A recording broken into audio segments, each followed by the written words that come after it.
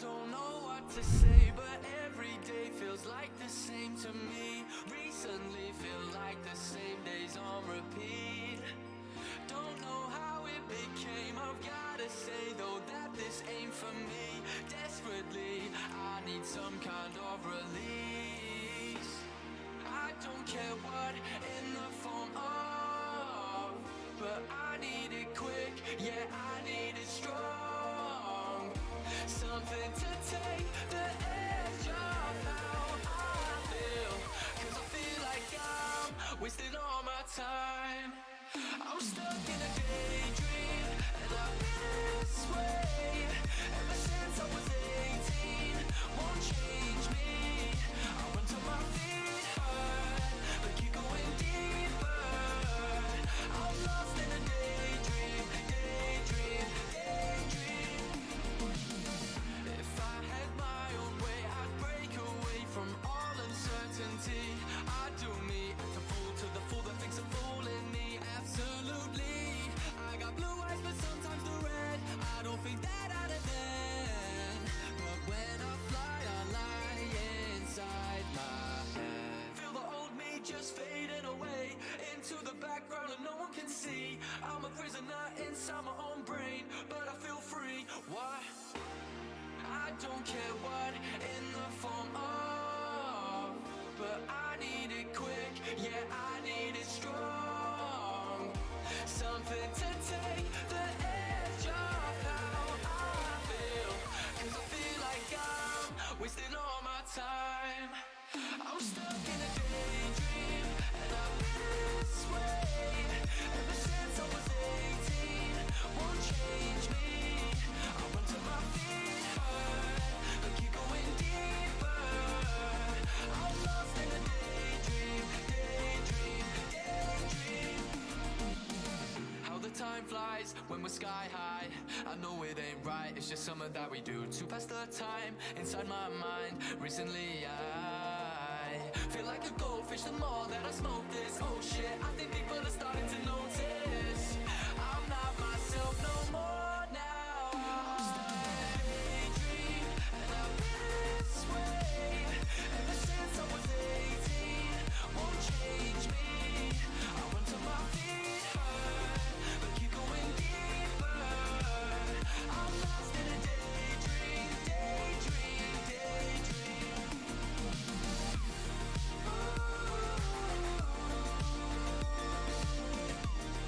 Ooh.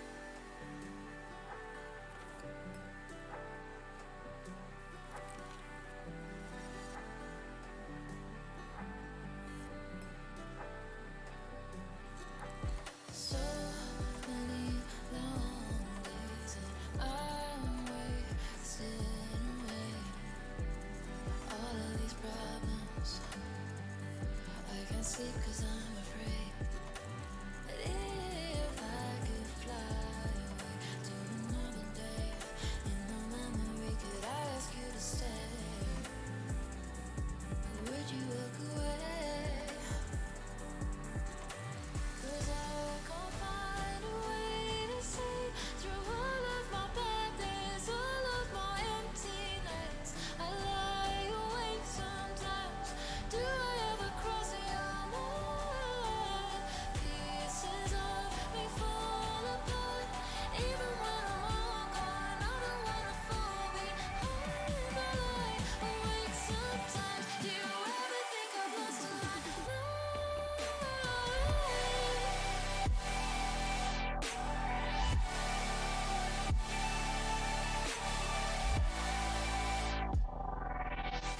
Do you ever think I've lost my mind?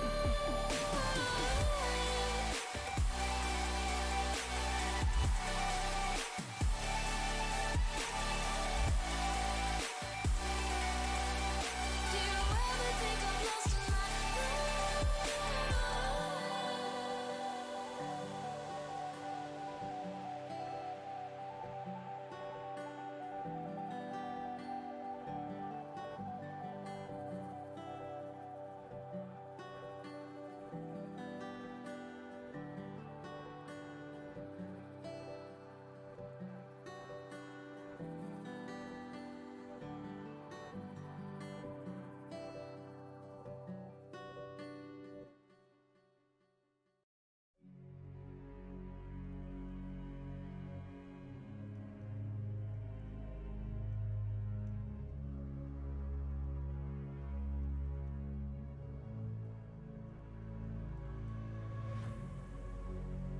dancing with the devil? Will I ever learn? Or will my world burn?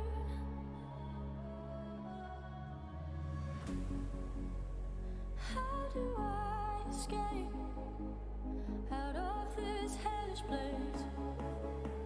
Out of this hellish place.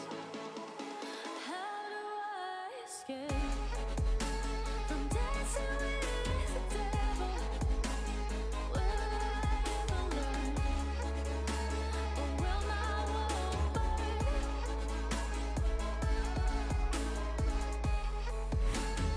Dancing with the devil. Will I ever learn? Or will my world burn?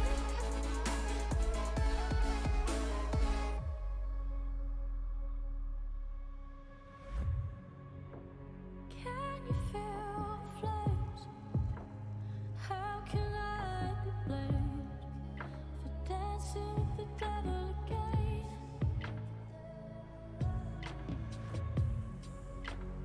Can you feel the flames? Maybe I should be blamed for dancing with the devil again. How do I escape out of this hellish place? Out of this hellish place.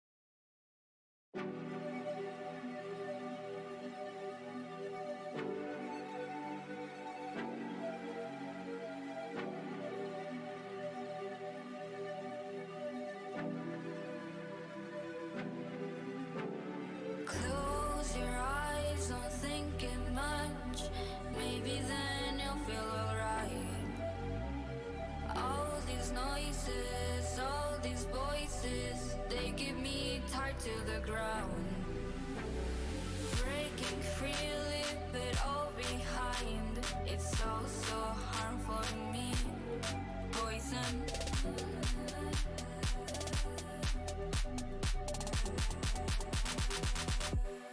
Poison.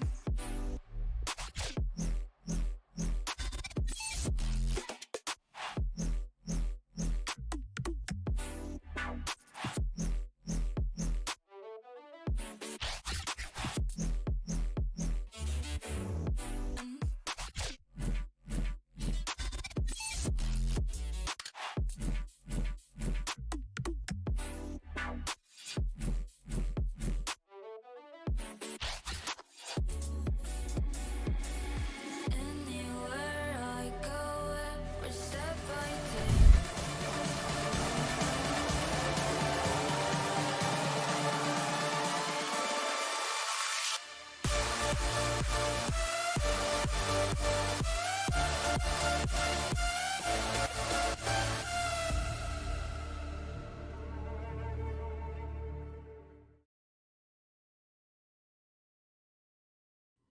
Alrighty, everyone, how are we doing tonight? We have LTS Legends Triumphant Series taking place tonight, and we have a powerhouse taking on another powerhouse here in this series. Akuma Blades taking on Ivy. Looking very strong. Both teams playing very well. 3-0 for Akuma and 2-1 on Ivy.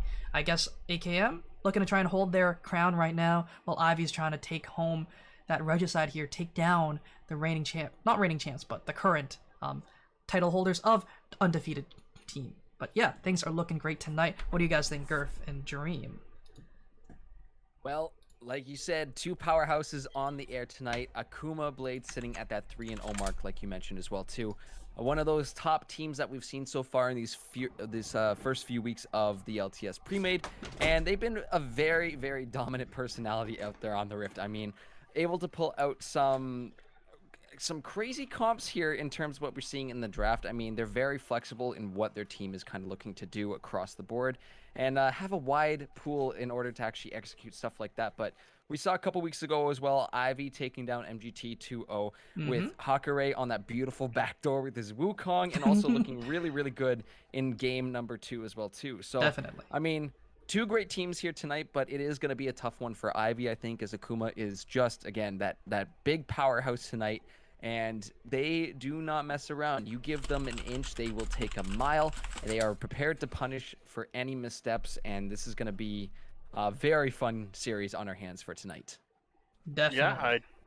I definitely agree there. The Akuma, we saw them last week, and that first game was a back and forth roller coaster game, and then Akuma's like, "All right, we're gonna turn it up a notch for game 2. You ready?" And then they speed ran game 2 and absolutely destroyed them the second game. And Ivy, on the flip coin of that, we had one of the fastest 2-game series that we've seen Oh, on Legends definitely. in quite a long time. So We got an early night that night.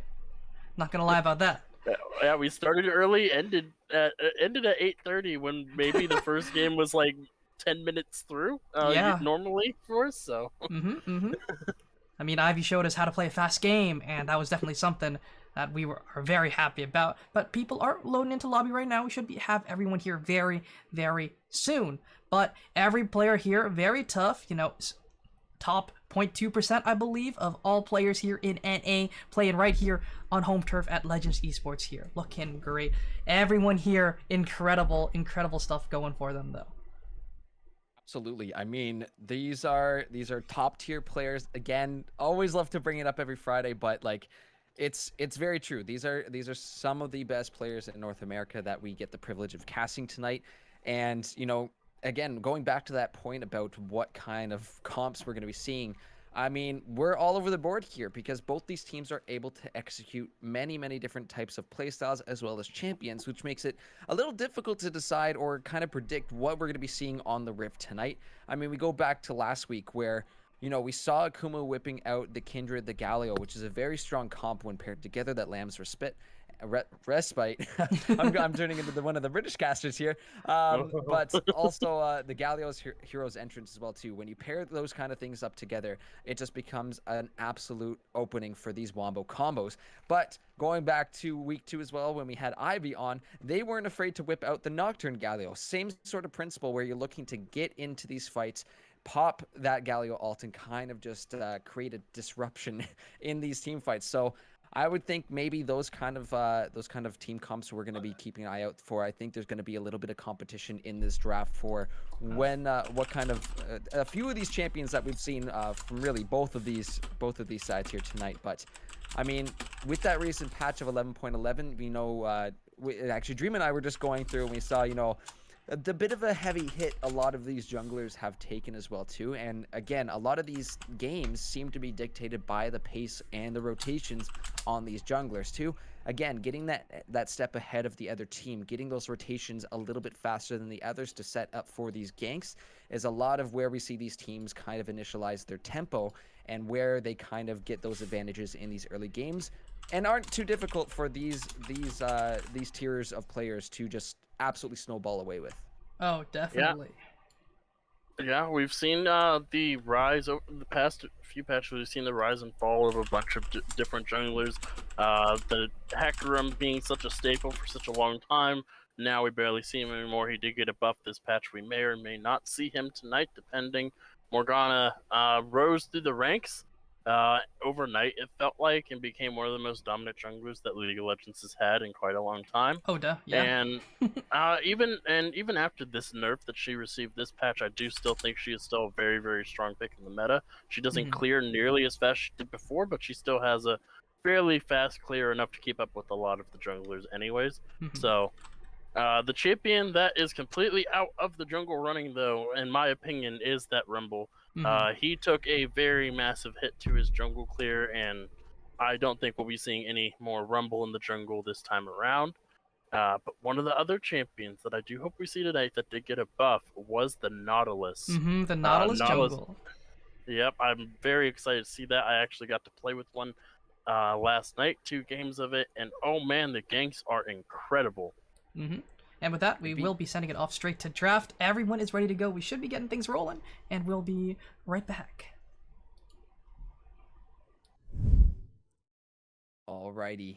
I think we are ready to go. Dream, thank you so much for that, Salt, and introducing us in here. But it is time for the draft, time to see what these players have to offer here in game number 1. And this is a best of 3 series, so we could see that potential 3 games tonight, which honestly I would hope to see through 2 teams that, as you put it earlier, Dream, seem to do a little bit of speed running as we've seen them on the stream. But honestly, top talent here tonight. I'm interested to see what kind of plays and what kind of champs are going to get picked up with these changes to 11.11. But you know, we're starting to see a little bit more. I mentioned as well to you, Dream, when we were off stream, the little bit of a resurgence on the Hecarim. He was kind of tossed aside there in 11.10, but now with just a slight bit of buff, we are starting to see the Hecarim come back, which again, into these 2 teams that are kind of going for those picks and look for those big plays across the map, really, that Hecarim mobility can be a huge key here. I mean, last week when we saw, I believe it was Akuma making those plays across the map, or no, it wasn't Akuma. It might have been from MRD, but either way, these LTS teams can do stuff without even noticing it. So keep an eye on those mini maps tonight, folks, because you will see the pings coming across 30 seconds before you even know what's going on. These guys are pretty crazy. But into the draft we go for our game number 1 tonight. Let's see what these bans are going to be. You know, those few key champions we talked about as well too, setting up for those big wombo combo team fight picks, whatever you want to call it there. That Nocturne, that Galio, Kindred, potentially bannable champions here, as there goes the Kindred. Yep, that Kindred putting in a lot of work last week in those games. They're not going to be used this time around, and the Poppy is also going to be taken away there. So it's too early to draw assumptions, but usually when you get a Poppy ban, it means that you're going to have a team comp where there's a lot of dashing around, because Poppy kind of nullifies that. Getting rid of her is one of the smart things to do if you want to be able to dash around uninhibited, that is going to be followed up by that Olaf ban there. I had the displeasure of playing against an Olaf, and Olaf is one of those champions where I say, if you don't feel like playing League of Legends, press R on Olaf. And some more bans coming through as well too. That Nocturne is going to be taken away from Ivy, as Highs was pretty damn good on making those engages and using the paranoia to the best of their ability, setting up for those fights. So that is definitely a smart ban here from Akuma. They just do not want to deal with that kind of pressure on the map. And last ban from Ivy for this first round will be the Thresh. Again, nice strong pick here. Akuma, I believe, did bring that out in game number 1. No, they did not last week. I'm going back to my notes here, but either way, the Thresh in the hands of a Diamond Masters support, those hooks are not going to be going wide at all. Those flays are going to land every single time. So you taking away that kind of utility from Akuma is going to be, again, a little bit of a hindrance, but there is still many options here on the board for either of these teams. As Tristana will go, and we'll start to see the first of these pickups here for Ivy. Yeah. We are going to see the Tristana go away. I think you said that already. Tristana is... the Halo Blades did get a bit of a nerf this patch, but I don't think it's going to did all that much to the Tristana. Looks like Akuma agree, getting rid of it. Don't want to see anything having to do with the jumping Yordle. In fact, they don't want to see 2 Yordles on the map at all, so they get rid of 2 of them, along with Eternal Darkness there. So, gonna see what Ivy's priority pick is going to be. It is going to be the Varus. One of the champions that isn't going to suffer nearly as much from the Halo Blades nerf. This champion does go Halo Blades, but the poke Varus doesn't utilize the Halo Blades as often as, say, a Callista, so not going to feel the pain from that nerf all too much. And if this is a crit Varus, then it could be the lethal tempo anyway, so not even going to worry about that at all. Akuma is hovering the Rumble with the nerf to the jungle Rumble. I do think this will be a lane Rumble if they do lock it in. Yeah, let's see where this thing is actually going to go, as they do lock in that Rumble. Still got the R2 pick coming up right now. But back to that first Ivy pick, that is what they actually went for in game 1.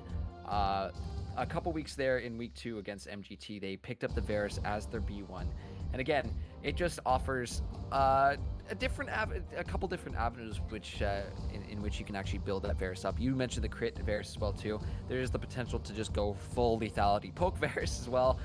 Really whatever your team needs most in these cases, as the Kaisa coming through right now for Akuma. The timer is going to be ticking down. I got about 5 more seconds here to lock in that ADC, but it will be that very strong Kaisa. And recently, from what I've been seeing in Kaisas, very strong early on. I actually just got my butt handed to me by Kaisa the other day. You walk up, wait a little too far, she's going to chase you down. And if a Kaisa can get that lead and get that snowball in the early game, it becomes very difficult to shut her down. However, this is one option here. You take the Morgana as well too. That is some good chain CC if they're able to pair it up with the Chains of Corruptions and the Soul Shackles. So it will get locked in here. Don't know where it's going to actually go, if that's going to be a support Morgana or in the jungle, but a nice flex for Ivy. Oh, or a mid Morgana. That is always a possibility. Yeah, that is always a possibility. With the nerfs to the jungle Morgana, the chances of it being a support Morgana is higher, but I do think this is still going to be locked into that jungle position there. For the Kaisa, who also utilizes the Halo Blades, I feel like she's going to feel it more than both the Varus and Tristana, but I don't think she's going to feel it enough to where it's going to affect her actual team fighting. And we finally get to see a Zoe. Oh boy. Oh, man. Talking about poke compositions, you have a Varus and Zoe on the Ivy team. I said on Ivern's team. Whoops. No Ivern yet. Could you imagine though? Could you imagine if that saw I don't want to. That would be it's disgusting. We do have that Lee Sin coming through, but I do want to go back to that Zoe. Honestly, incredible poke can come out from the Zoe. I mean, if you're on top of those roams as well too, pushing out that mid lane and looking to roam either. Usually we see the roam towards the bot side as well too, and can really get an effective roam, especially behind the Dragon Pit, with Ivy being on that blue side. And those sleepy trouble bubbles coming over the wall from the Tribush, it can be such a great way to set up these picks. So That's a lot of CC already in the hands of Ivy, and knowing these players, they are going to be chaining it back to back to back to back to back, which is really tough if you're Lee Sin or Kai'Sa, which, again, they rely a lot on that mobility, getting around you, getting those crazy plays. And if they're locked down, really, that puts a huge hindrance on Akuma here for making those big plays. Yeah, I 100% expect a cleanse to be picked up by this Kai'Sa here. Those are 3 champions that have hard snare CC and stun CC that can just go onto her and just completely immobilize her to get blown up. The Lee Sin, while he did receive a 1-second nerf to his E, I believe, I don't think that is going to push him out of any of his lanes, so top, jungle, or mid can be the case for him. If he is in the mid lane against this Zoe, it is going to be a rough matchup in the early game for the Zoe. I think it is very, very hard to actually kill a Lee Sin, unless you get the bubble on it. If the Lee Sin kind of just dives into the Zoe's face while the bubble is up, then it could be dangerous for the Lee Sin. But other than that, the Lee Sin should have clear agency in this lane despite it being a range versus melee matchup. Zoe does not do very well as far as trading with a melee champion because she just doesn't have the damage early to sustain it. Mm-hmm. And that paddle star too is going to become a lot more difficult to hit, especially with if it ends up being a Lee Sin in the mid lane. It would become very, very difficult to start actually landing those paddle stars unless you land the CP Trouble Bubble first. So last few bans are coming out. The Gnar and Evelynn are going to be sitting on the bench this game. They do not want to see either of these champions, as now we get to see the final few pickups here for Akuma and Ivy. That Jarvan potentially coming out once again for Akuma. We got to see it last week as well too. And maybe going for something else here. That Karma potentially hovered here, as you might be thinking something else. Might be still leaving a few options open, as again, we got to see where these actual champions are flexed to, what lanes they end up in, as it will be the Senna potentially coming through, as Akuma is a little over time. They got to lock in there at 40, just a reminder to our players, but could be experiencing some lag. So yeah, it is quite possible that the lag is coming through there. Yeah, there we go. It is. No, they were hesitating with their picks there. So we are going to see the Karma and Kai'Sa most likely be the bot lane for Akuma there.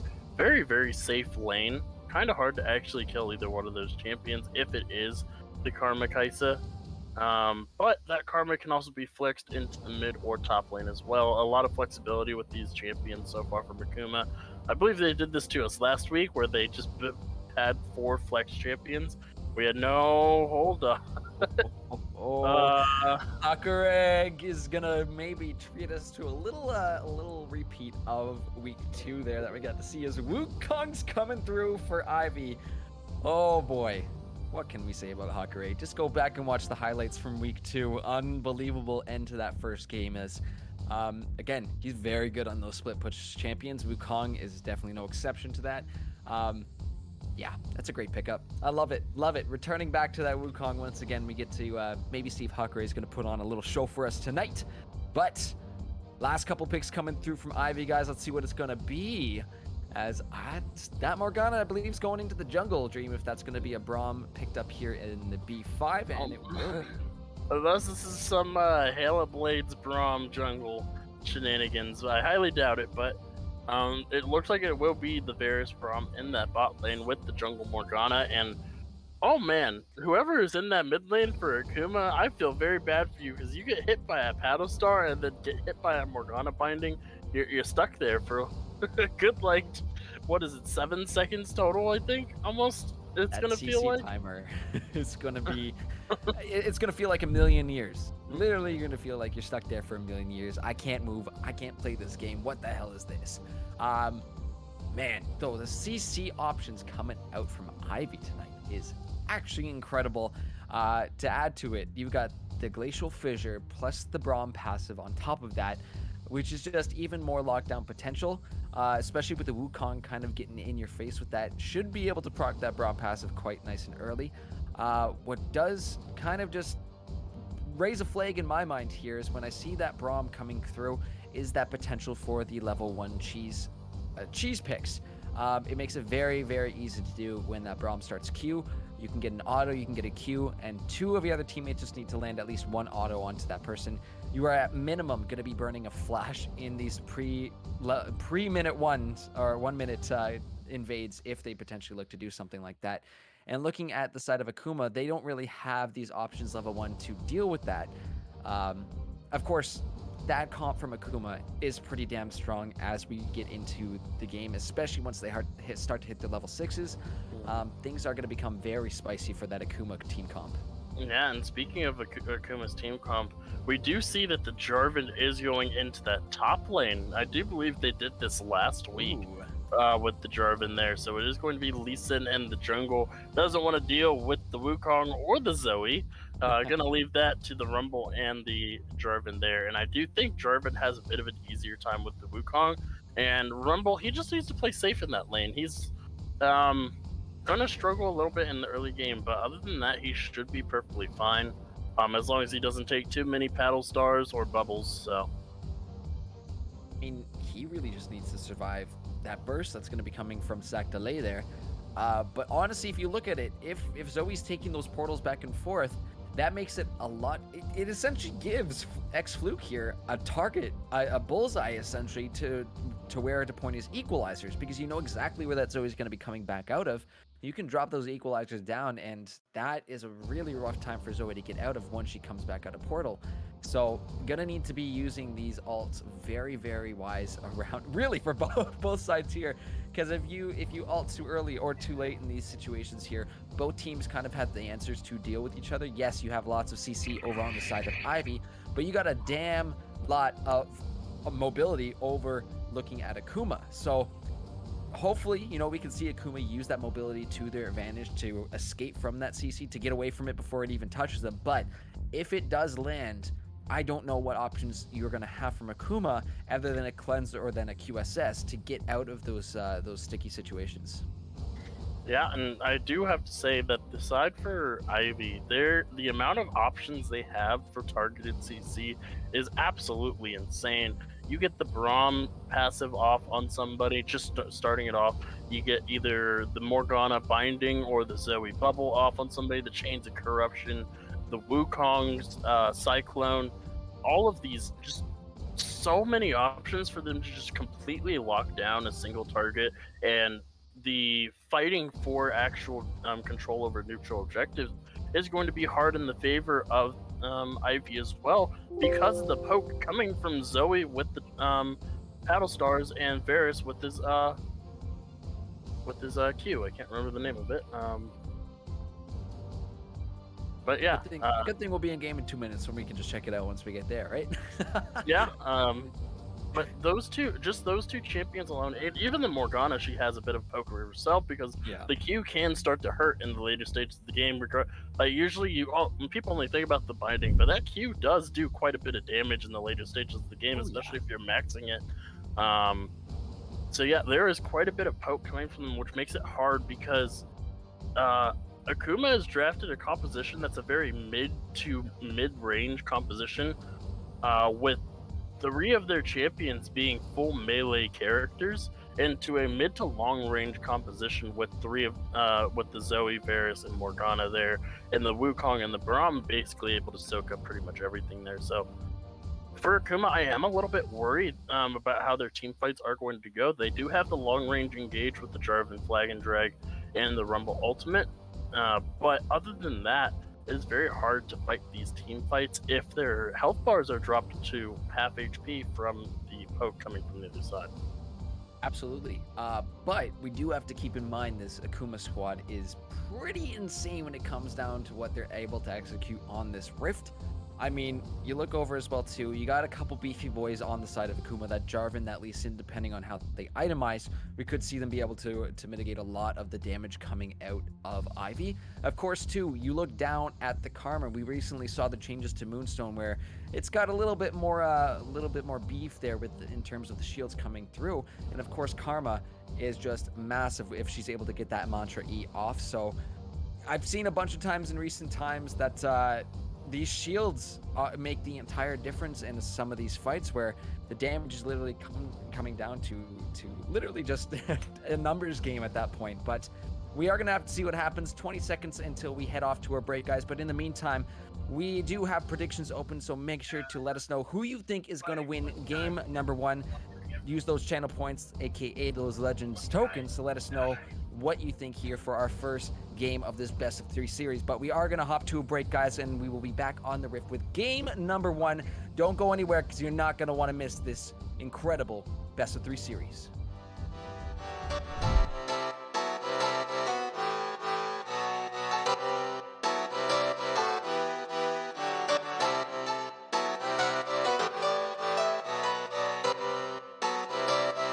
I saw you smile from across the bar.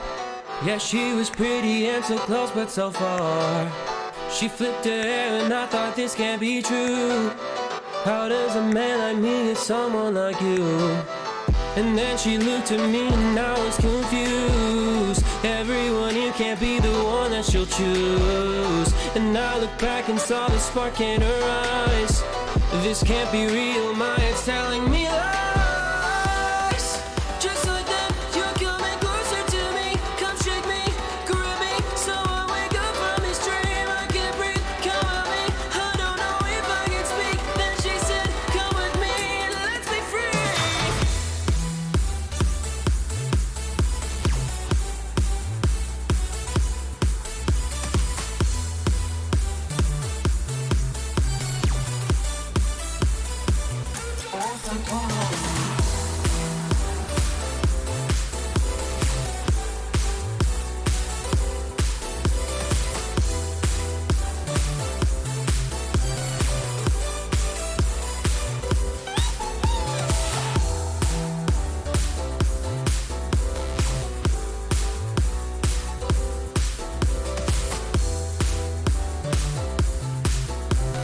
Hello, ladies and gentlemen, and welcome back to the LTS Premade Week 4. We have got game number 1 getting underway right now. Ivy on the blue side, Akuma on the red, and let's just take a look at our lineups here. We got Hakare, Rimu in the top lane for Ivy, Highs in the jungle, Sac Delay in the mid lane, along with Korea Boo and Vanilla in the bot side. Over on the side of Akuma, Chris Diff in the top lane, Hex Mist in the jungle, X Fluke in the mid lane, along with Lagoat James, and Fails down the bot side. But this is what we were talking about, or at least what I was mentioning here about these level 1 shenanigans coming out from a Braum comp. And you can see Vanilla leading the charge here for the side of Ivy.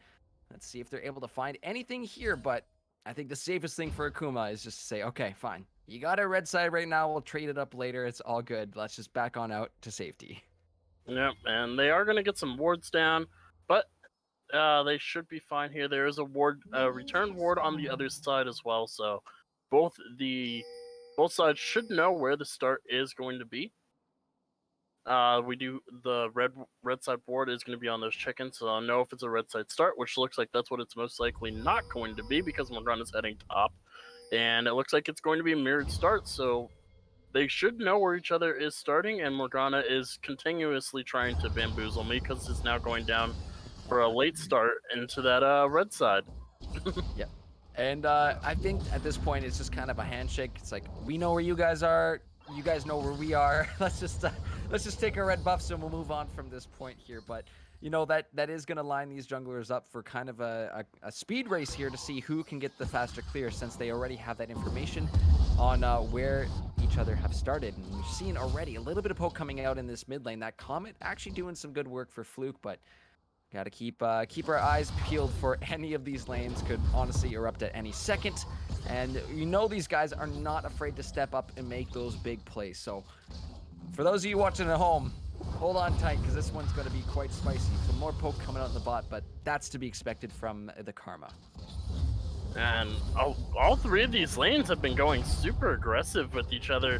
Already seeing aggression going on in the bot lane. The top side had a bit of a trade as well, and that mid lane, the Rumble taking the worst end of trades there so far in the early game here, getting a lot of paddle stars hit onto him, and Kriyabu might be in a little bit of trouble here.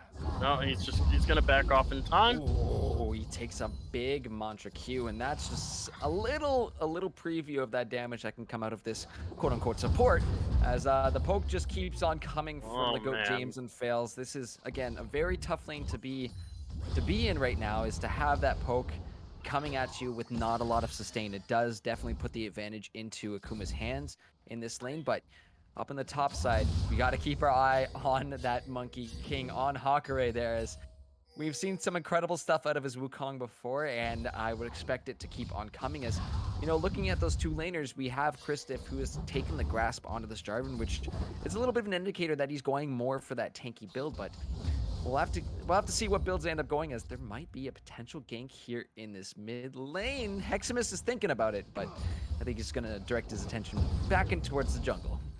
Yeah, and we're already starting to see the difference in CS now. Obviously, there's a massive wave crashing for the top side, but 21 CS. Hold on, we got a gank in the bot lane Watch here. This Heximus has made his way down to the bot side. Varus trying to keep alive, but Karibu will just be taken out by the Sonic Wave, and now it's a 1v3. Vanilla is just gonna unfortunately have to sit under his towers. They make it look way too easy. Step underneath and get that poke to make sure that Varus is low enough for basically a Sonic Wave to finish him off. Yeah, that was a very clean dive coming from Akuma there. Very beautiful, well executed, and nobody really taken into to a point to where they're in trouble here. Hold on, Vanilla's going in a little too deep. Stepping up, even though the shield comes through, the Mantra Q is just going to explode him. But take a look, here comes Highs as well too. Will land the bind, the pool's coming out as well too, and Karibu has made his way back from the base, but it's just not enough damage to deal with these members of Akuma. They're just going to walk on out, and now Akuma up 2-0 in terms of kills, taking a little bit of that gold lead. And watch Fluke, he's dealing some decent damage to sack delay in this mid lane. Yeah, has to go ahead and fight back under his tower. Doesn't have any mana, very low on HP, has no refillable pots left here. Needs to be very, very careful as two. Oh, you got two Everfrost. Yeah. That seems fair to me. Heximus has actually made his way up towards the top lane. Does take a turret shot there as well.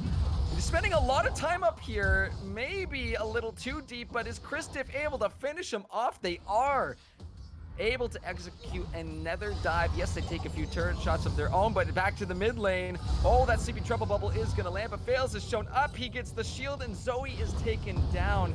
Akuma off to an amazing start here. 5.5 minutes already, 4 kills up for them.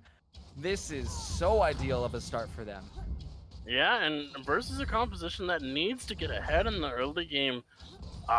You've got to be feeling really, really good if you're Akuma right now. Up 4 kills, has about a 2,000 gold lead already. Yes, they are pushing quite heavily in that bot lane, but it doesn't matter all that much because the leads are in every single lane. There's a CS lead in bot lane, plus the 2 assists there. There's a kill in your solo lanes and in the jungle. There's even a kill for your support there. So every single lane here is ahead in gold. It's already a rough start. And looks like, hold on.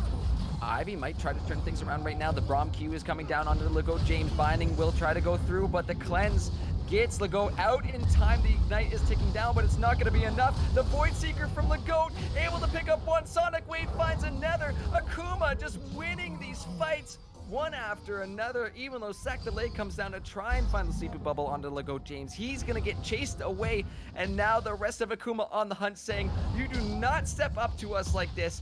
In goes Heximus, the flash comes out from Zoe, and Sack Delay will make it out alive, but still, 3 more kills picked up for Akuma, and this time 2 of them will end up on this Kaisa, but oh my goodness, the equalizer almost able to take down Sack Delay.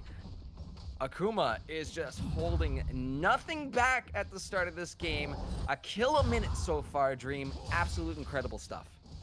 On the bright side though, Hakare is got 2 platings there on the top side, so is the only person that's ahead in his in the entire game over his laner there. He gets the two platings, almost 3, and he also manages to shove this. He's going to be able to shove another wave in before he goes back. He's sitting on 1,200 gold almost, so. And we do have to keep an eye on Hakare as well, because the last time Hakare was able to just free split push, he ended the game by himself. So Yep. it might not matter that the game is seven kills to nothing, and they're gonna get this dragon, and every other lane is losing, because if Hakurei just is allowed to free push, they'll just finish the game before Akuma even knows what happened. So That is a complete possibility. We are watching this mountain picked up by Akuma, so they're going to start off with their first Drake of the game. We will see an Ocean back here in 5 minutes. But going back to that point you were making, yeah, you know, Hakurei does and has shown us that ability to go and solo split push extremely, extremely well. But, you know, as a top laner, you got to be feeling the pain a little bit watching the lower half of the map kind of dealing with this from Akuma right now, because top has not been prioritized pretty much, maybe I would say until now. Is you're starting to see Ivy members come around to this Herald pit, but they're just gonna force off Jarvan, let him go back to his lane. So Chris will head on back to the top lane, and no Herald will be taken. So again, you got to see that proactivity coming here from Ivy, but what form does that take? How are they going to be able to step up here to Akuma Dream? The way that Ivy come back into this game really is they need to utilize the strength of their composition. They excel not in team fighting, but setting up for the team fight with the poke from beforehand. The moment they can get that poke down, it makes it so hard for the enemy team to try and fight back because of how much poking there is. The shielding can deal with some of it, but hold on. Top. Oh, and Chris calling out for help not too long ago. Hakurei gonna try and run back to the bush, but Heis is here. Beautiful Dark Binding into the Cyclone, and the pool melts him down. Heis picks up the shutdown onto Hex Mist, and that was just the patience we were looking for from Ivy. Exactly what you were just talking about, Dream. He's just sitting in that bush for a good, like what it felt like 45 seconds there. As hold on, we got to fight in the bot lane here. Little bit of trading back and forth right now. These piercing arrows are starting to hurt now, but nowhere near as much as that Kaisa who's sitting on the Dirk and the pickaxe right now. This is going to be a lot of damage to contend with, and even more coming out from Fails as well too. So you actually see the Dark Seal built on this Karma, which is incredibly confident coming out of Akuma. But honestly, when you have that kind of lead, I say go for it, push that advantage as much as you can. But we're seeing Ivy still has some life in them. It's only 10.5 minutes into this game, so they got to start making some moves relatively soon, or this gold lead is going to kind of get out of hand. Oh my poke, Dream. Yeah, if another one of these poking things hits that Varus there, Varus does just instantly die, and see he's going ahead and getting out of the Xmas is on the hunt right now. He's got the speed up from the E. Sonic Wave will land, but I don't know. Oh, he's gonna take it. Takes it, word hops back. Just baiting us a little bit, but it's the top half of the map that we're gonna switch on back to. Black Shield coming down on the Hakurei to avoid any CC, but there's the Cataclysm. Chris Diff will just flag and drag on out, but on the bottom side of the map, Hexmas does get the payoff for his patience, and his hunting skills will land him the kill onto Vanilla. Oh my. Yeah, but unfortunately, they do the Jarvan loses prio on that top side, and regardless of the fact that they have such a lead on the entire map, Hakurei is going to get this tower. He's going to get the first tower of the game. Hakurei's just doing Hakurei things up there. He's going ahead, getting the split push started. Don't think he's going for that second tower quite yet, because Jarvan Chris will be there to meet him. As right now, Hex may be a little overzealous on this one. That's going to be the Chains of Corruptions. The Glacial Fissure will not land. The Equalizer from Fluke to answer. Sonic Wave on over the wall, but the flash from Sack delayed to get back to safety. Now the Sleepy Trouble Bubble followed up by the Dark Binding. Heis is here. Big Paddle Star. 1-for-1 trade, and Hexmas is going to go back on over the wall, but he is in deep enemy territory right now. Don't know how he's going to get on out of this one, but oh no. Oh, he's looking for it. Instead of escaping, just looking for the kill. Void Seeker to come on in. That's going to be the killer instinct actually to follow on up, but the TP is coming through from Ivy. Korea Boo will get taken down, but again, it's another trade. 2 for 2 on the board for either side. Absolute bloodlust coming in from Hexmas to kind of give us a crazy turn of events right there. Yeah, and the Varus actually gets the shutdown onto this Kaisa there too, so a lot of gold going back into the pockets there. This gold lead had expanded to about a 4,000 gold lead, and They have dropped it down to about 3,000 here after getting that top tower and getting multiple shutdowns there. Getting the shutdown on Lee Sin is the next priority. If they can keep doing this, and we're starting to see what this poke can do for the side of Ivy.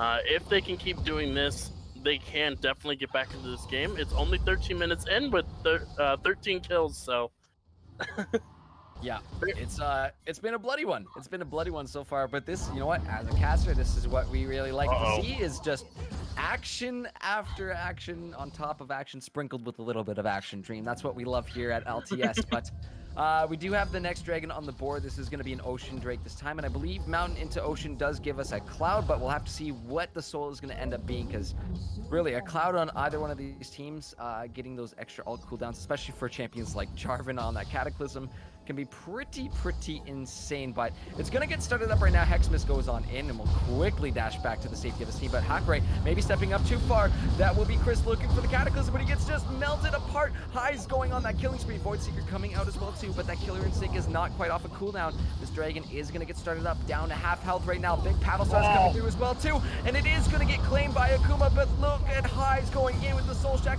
Goes golden to save himself, but it's Hakure on the back line with the big cyclones. Hexmas is still trading some back and forth, but it's Ivy taking this fight home. They're gonna try and find Hexmas, but he will just escape into the safety of his jungle. But oh man, Ivy coming back into this game with a bit of fury off of that one. Even though that dragon is secured by Akuma, we're starting to see some signs of life out here from Ivy as... Oh no! Wait a minute, Hexmas, he finds the Sonic Wave, finds the solo kill onto Koreaboo. Absolutely disgustingly Sin plays. Oh, and hold on, he might be in a little bit of trouble here. No, he's gonna get out. He's fine. He's just toying with the enemy team there. But Hexmas being the sole survivor of that team fight there, unfortunately. They do pick up the dragon, but they trade 4 people for that dragon. So just going to look at the gold really quick. It is still a net win somehow in gold for Akuma there. They actually have more gold than they did the last time I looked at it over their opponent, despite losing 4 people there. The Wukong was so pivotal in that fight, in that dragon fight there. But it looks like the bot lane tower is going to go down. We do see Rumble heading down as well, most likely for the trade of lanes there. Rumble going to keep pushing that in, and the bot side is going to head towards that mid lane there. Yeah, and we do see it's actually going to be an Infernal Drake this game, Dream. So it wasn't the Drake I predicted, but it's the Drake that I wanted, because it just makes this game oh so much more spicy. 20 kills at 16 minutes. It has been an absolute bloodbath across the rift here. And now that we're seeing Ivy coming back into these fights, getting those changed CCs put together, when Akuma is stepping up to pick those fights, we are starting to see a little bit of a resurgence for them as Fail stepping up, gets caught out in the jungle, nowhere for him to go. He's just gonna get picked off by Highs. That pools will melt him away, but my goodness, that is some of the scary part of Ivy's comp here. You get caught, you're kind of dead, Dream, and they're going to go ahead and take this Herald off of that play here. So really good tempo starting to come through from Ivy here. Yeah, and I wonder if they just give this to the top side for Hakure. Most likely they're going to use it mid. It looks like Hakure is going to show up for this. Doesn't have the TP, so they should be able to get this tower. With the help of the Rift Herald here. Unless they just kill it before the Rift Herald even gets a charge off? No. Okay. It's getting low. Oh, look who's on the back line. Hexmas is there. He's going to dash to that ward. The Equalizer will come through, but not too much follow-up going to be coming from the side of Akuma. Actually, Hexmas looking to go back in, but 2 members blocked by that Cyclone. The Sleepy Trouble Bubble will put Chris Diff to sleep. But look at Hakure. The disengage coming through from him is incredible. Hexmas still looking for more. The guy is hungry for those kills. Already 7-1-4 and still looking for more. Yes, that mid lane tower is going to be going down, but luckily Shelly is stopped in her tracks, not able to get any more. But we're starting to see that gold lead. Still, even though it's increasing for both sides, it's still a 3K lead for Akuma right now, and they're going to flip it back around onto Ivy right now, get a little bit of pressure on this mid lane tower. Vanilla soaking up that damage with the shield, but he's going to get quite low. In comes Fail, shielding up his team. Sleepy Trouble Bubble coming down onto Hexmas, but there's Fluke to block it on up. Paddlestar coming through, not going to be doing a lot of damage to Fluke with that extra shield, so great back and forth from both these teams. Pressure being applied from both teams. Who knows which ways it's going to go right now, Dream. Yeah, this game is very, very close. A lot of ultimates burned in that engagement where nobody died. So we're going to see the disengage come out from both teams. And it is a net win for Ivy there. They get the turret with the help of the Riptail there, and Akuma failed to get the turret. So narrowing that gold gap just a little bit. It's only about 2,500 gold lead now. We do see the Infernal Dragon. The first one is spawning here in 30 seconds. And if Ivy can get all 4 of these, the power that they're going to have is going to be astronomical, because usually you don't want to give up the first 2 dragons, but if you do give up the first 2 dragons and it happens to be an Infernal Soul, you'll take that trade. Yeah, especially if you can land all 4 Infernals. The amount of damage that's going to be coming out along with that soul buff, yeah, it's going to be quite insane for those Infernals. Oh, Hexmas on the back my over the lord! wall. He's looking for those kills, tries to ward hop on to Koreabu, but he might be in a bit of a tough spot. Now the teams are regrouping. Koreabu has nowhere to go. Lego James going to find the kill on there. Cataclysm on the back line with the equalizer on top of it. Flashes are going to be burned, but it's going to be Vanilla taken out by X. Fluke and Akuma find the right picks. It's Hexmas once again setting these plays up for his team, looking for those crazy listen plays, and that's what we expect from our LTS players. And that's exactly how you need to play against Ivy's team composition. You need to engage on them before they get the chance to set up and poke you out, because if they get the chance to do exactly what I just said, the chances to fight back for that dragon are very, very low, because you just lost so much HP to poking. So engaging on them, that is the smartest thing to do. Pretty much every single time there, as we do see that there is a possible engagement here on the top side. You know Hex is going to take those Sonic Waves 9 times out of 10, but he seems to be pretty damn efficient with this Lee Sin so far. But yeah, under 20 minutes, Dream, we already have Soul Point up for Akuma, and with this being an Infernal Soul, the way they're playing right now, it is going to be very hard for Ivy to fight them back if that Soul is secured. So let's see what Ivy can do right now, because right now you can watch Hexmas. He is maybe in a little bit of an interesting position here. He will dash on back to X Fluke there, but you can see how aggressive he is playing, how confident this jungler of Akuma's is, and it's just wild to me watching these plays. He's not afraid to take that leap of faith into the back line of Ivy. But look at this, Chris Diff going in, double Cataclysm down, followed by the equalizer. I feel like I'm a record on a repeat because this just happened in the bot lane, but Akuma find it once again. Oh my goodness, 2 members of Ivy are going to get dropped. That binding is going to come down on Hexmas. Lots of damage still, but he dashes back to the safety of his team, and Akuma are simply going to walk on out after taking that top turret. And they just keep on pushing that lead even more and more. Now 5.5k gold up with that Infernal Soul on the line in 3 minutes. Yeah, and for a second I thought they might have been going for the Baron there, but unfortunately the Zoe was one of the people who survived that engagement. So not the greatest idea to try and take a Baron when Zoe has an Infernal map to work with. So much freedom to move around and get those bubbles to land. So smart play not going for that there.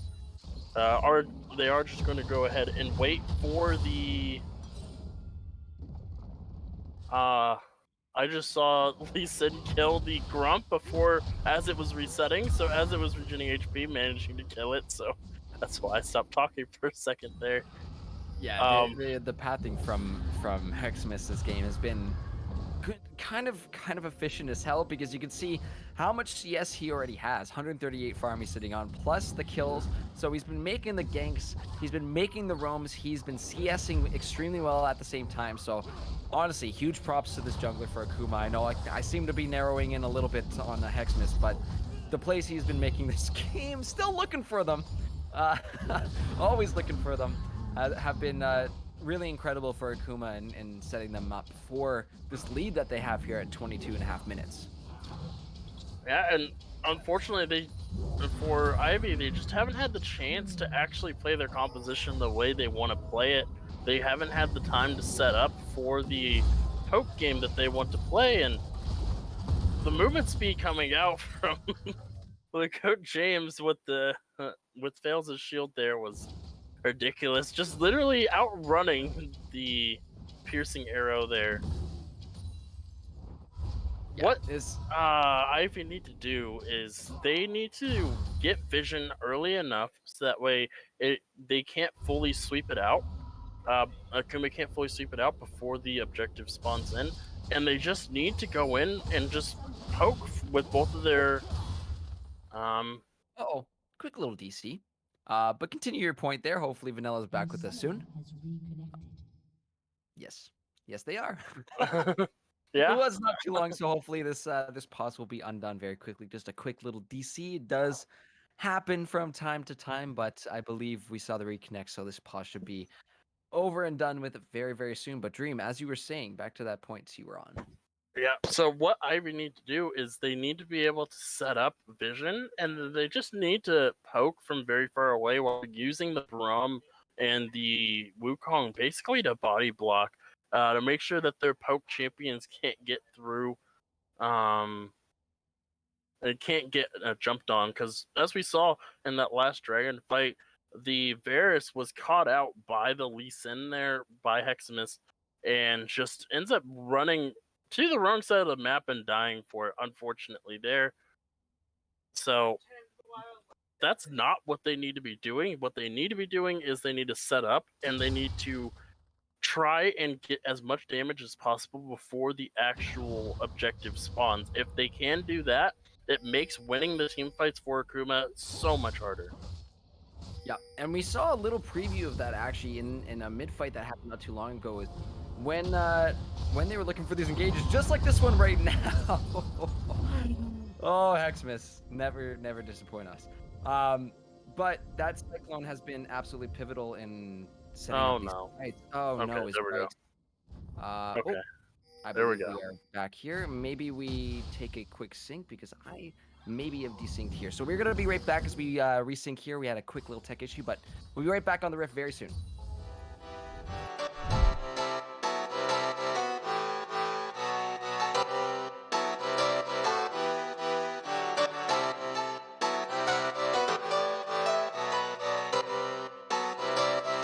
I saw you smile from across the bar.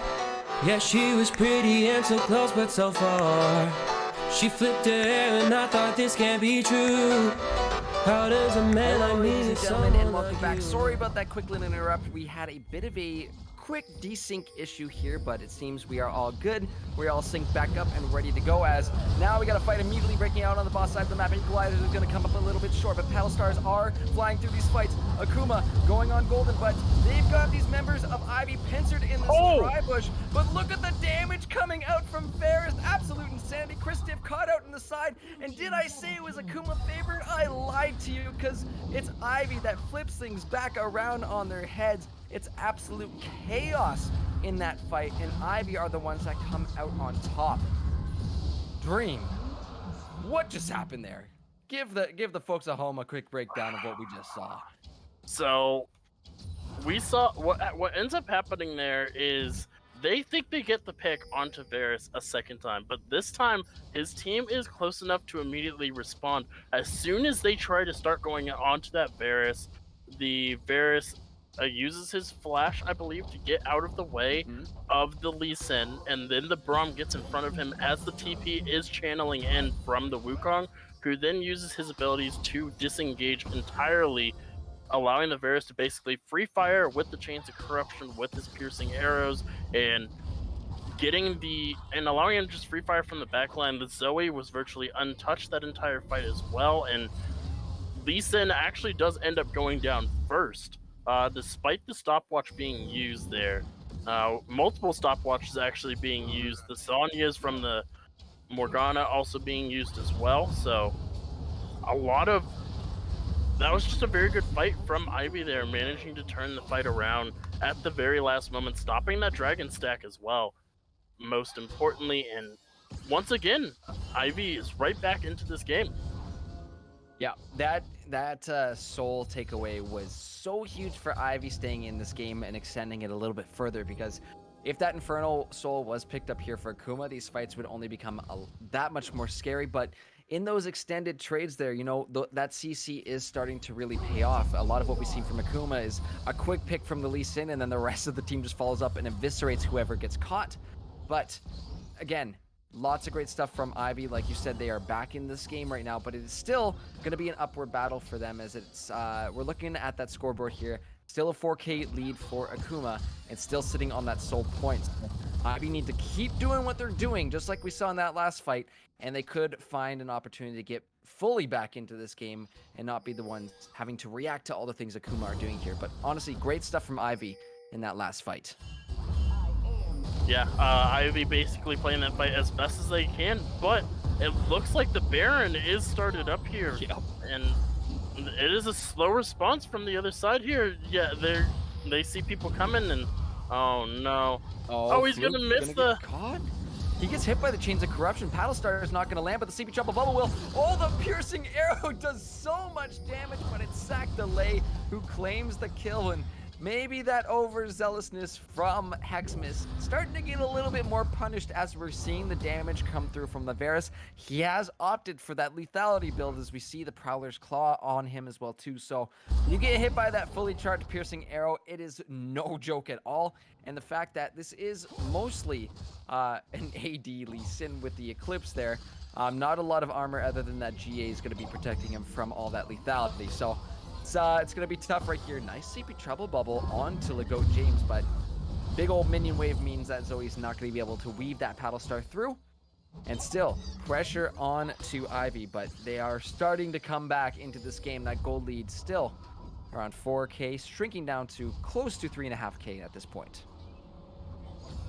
Okay, so the Lee Sin just a little bit feeling his own strength there, but unfortunately the game has got to a point to where if he's not careful, he just kind of insta dies, and that's exactly what happened there. He misses his follow-up Q after the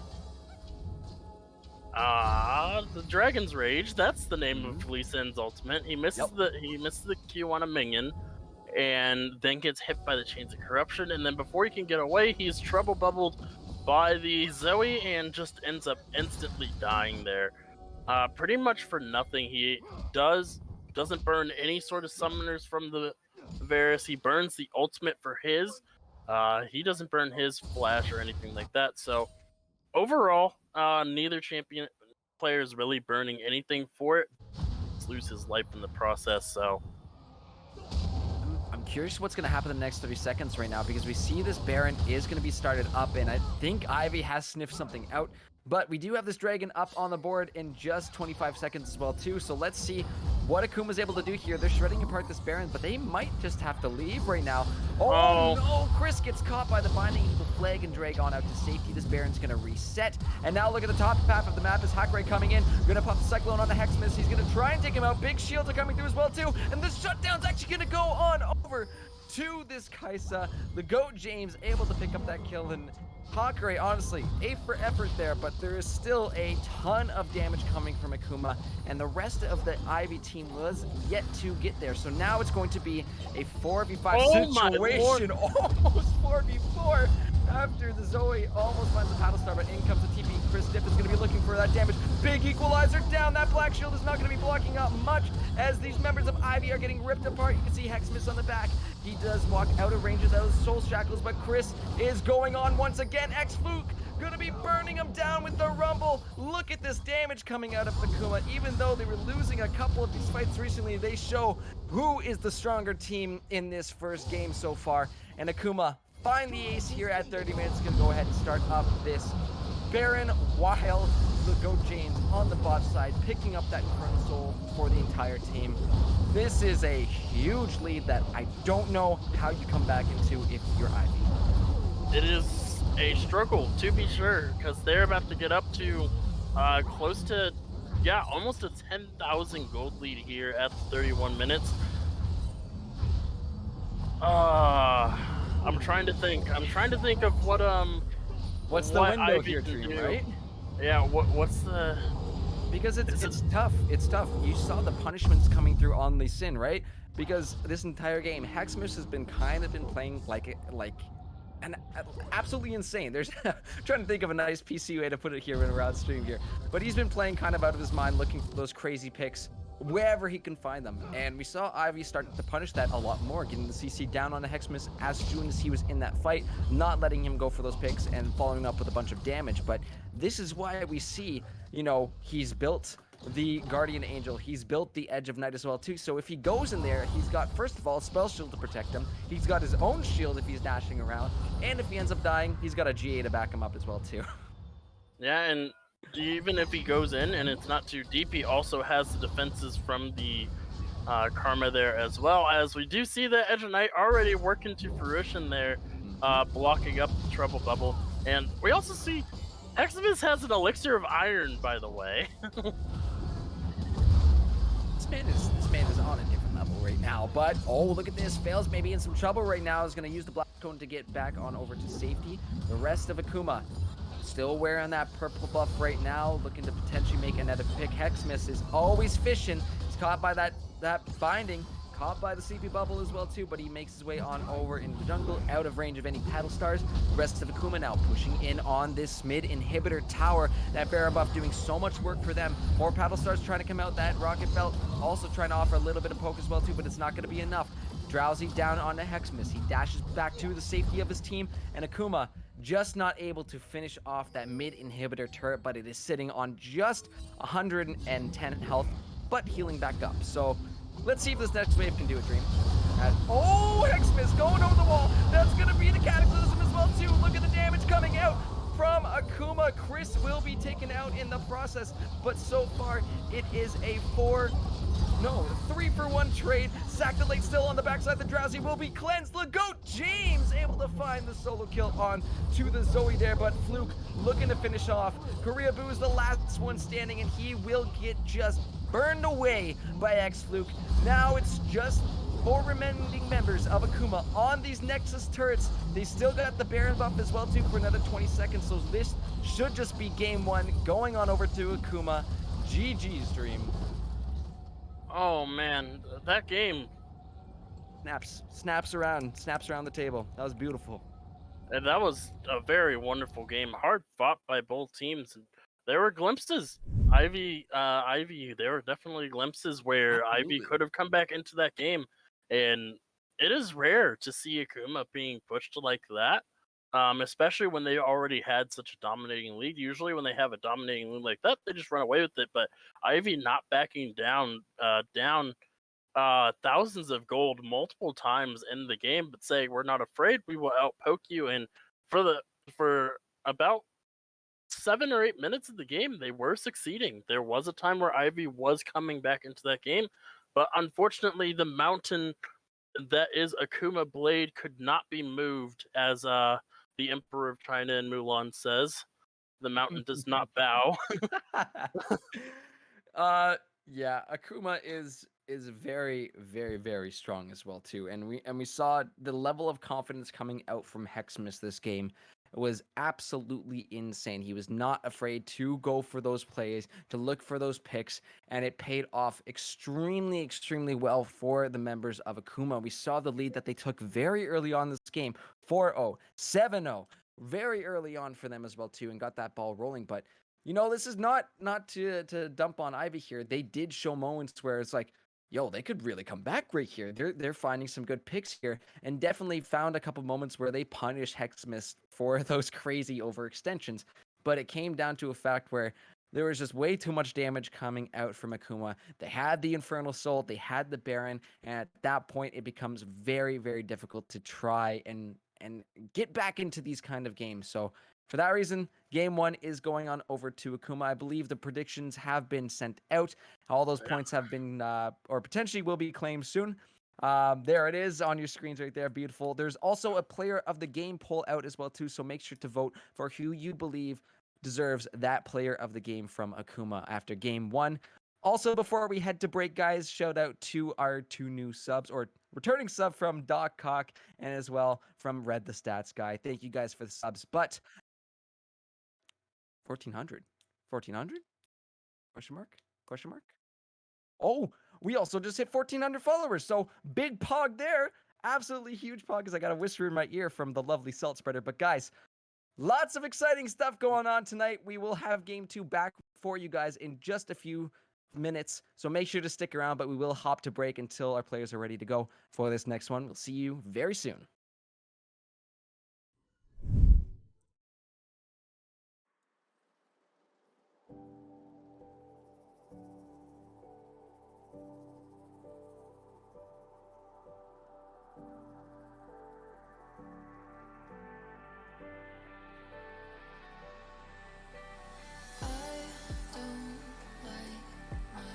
Myself when I'm not high anymore.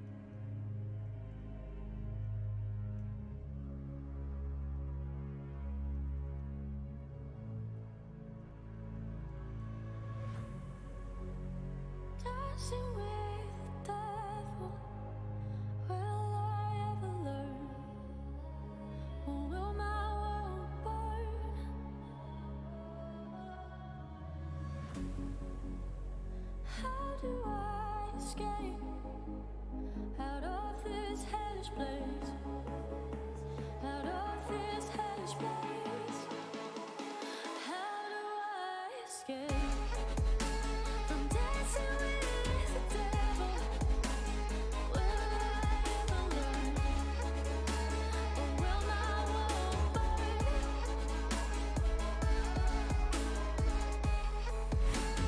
Dancing with the devil. Will I ever learn?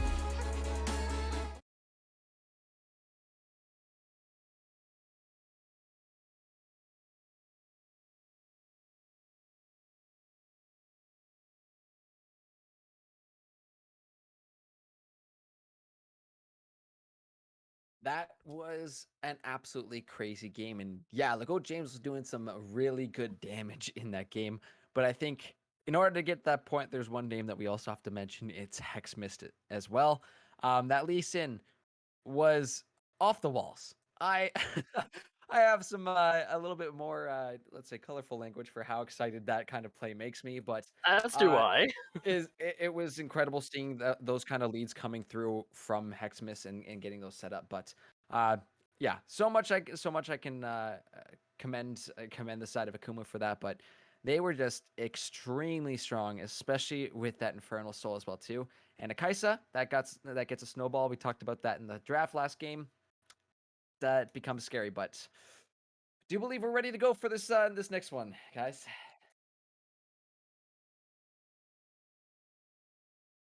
Ooh,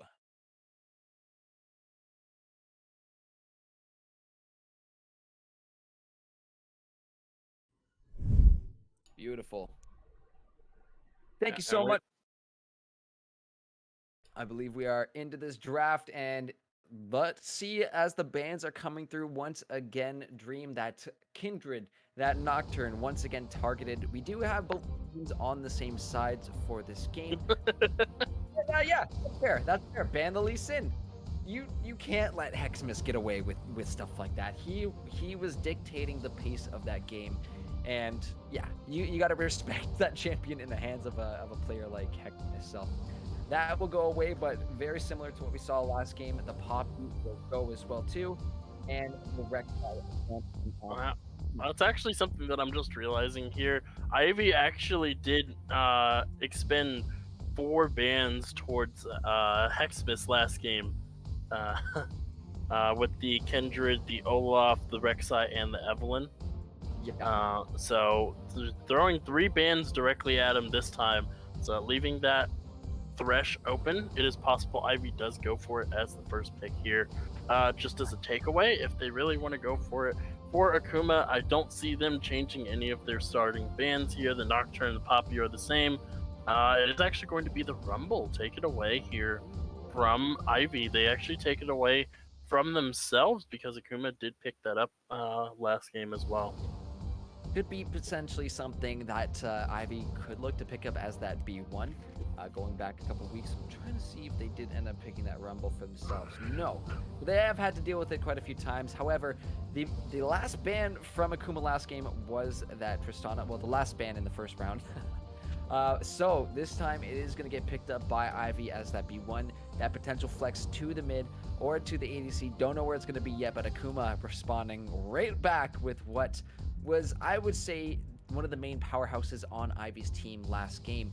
We saw Kriyabu was starting to get that damage out with the lethality Varus, but it was a bit of a Hexmas chasing that poor ADC down throughout the entire game. So let's see what Keyboarder is going to do with this Varus now, as we do have the main roster of Akuma back together now, and we are going to start to see what they can do as the 5-man squad here. So let's see what they got with this Varus here. Again, could potentially be that lethality build, could be the crit build, so we'll have to see what they end up deciding to go for. But again, you can make those decisions in the draft as you change up your runes before you get into the game, which makes that Varus very, very nice to pick up. However, that Thresh was banned away last game by Ivy, so instead of the Lee, it will be the Thresh picked up here for Akuma. Yeah, picking up their bot lane there is going to feel very good for Akuma. However, the Tristana is going to spell a little bit of trouble for Varus. Varus doesn't have many options to get away. and Tristana can just jump right on top of his face, throw the bomb on him, deal a lot of damage. Thresh is there to mitigate that, so I really like this bot lane, the safety of it, and the damage coming from it as well. Tristana, once her jump is down, if she cannot get that reset, is a very, very vulnerable champion.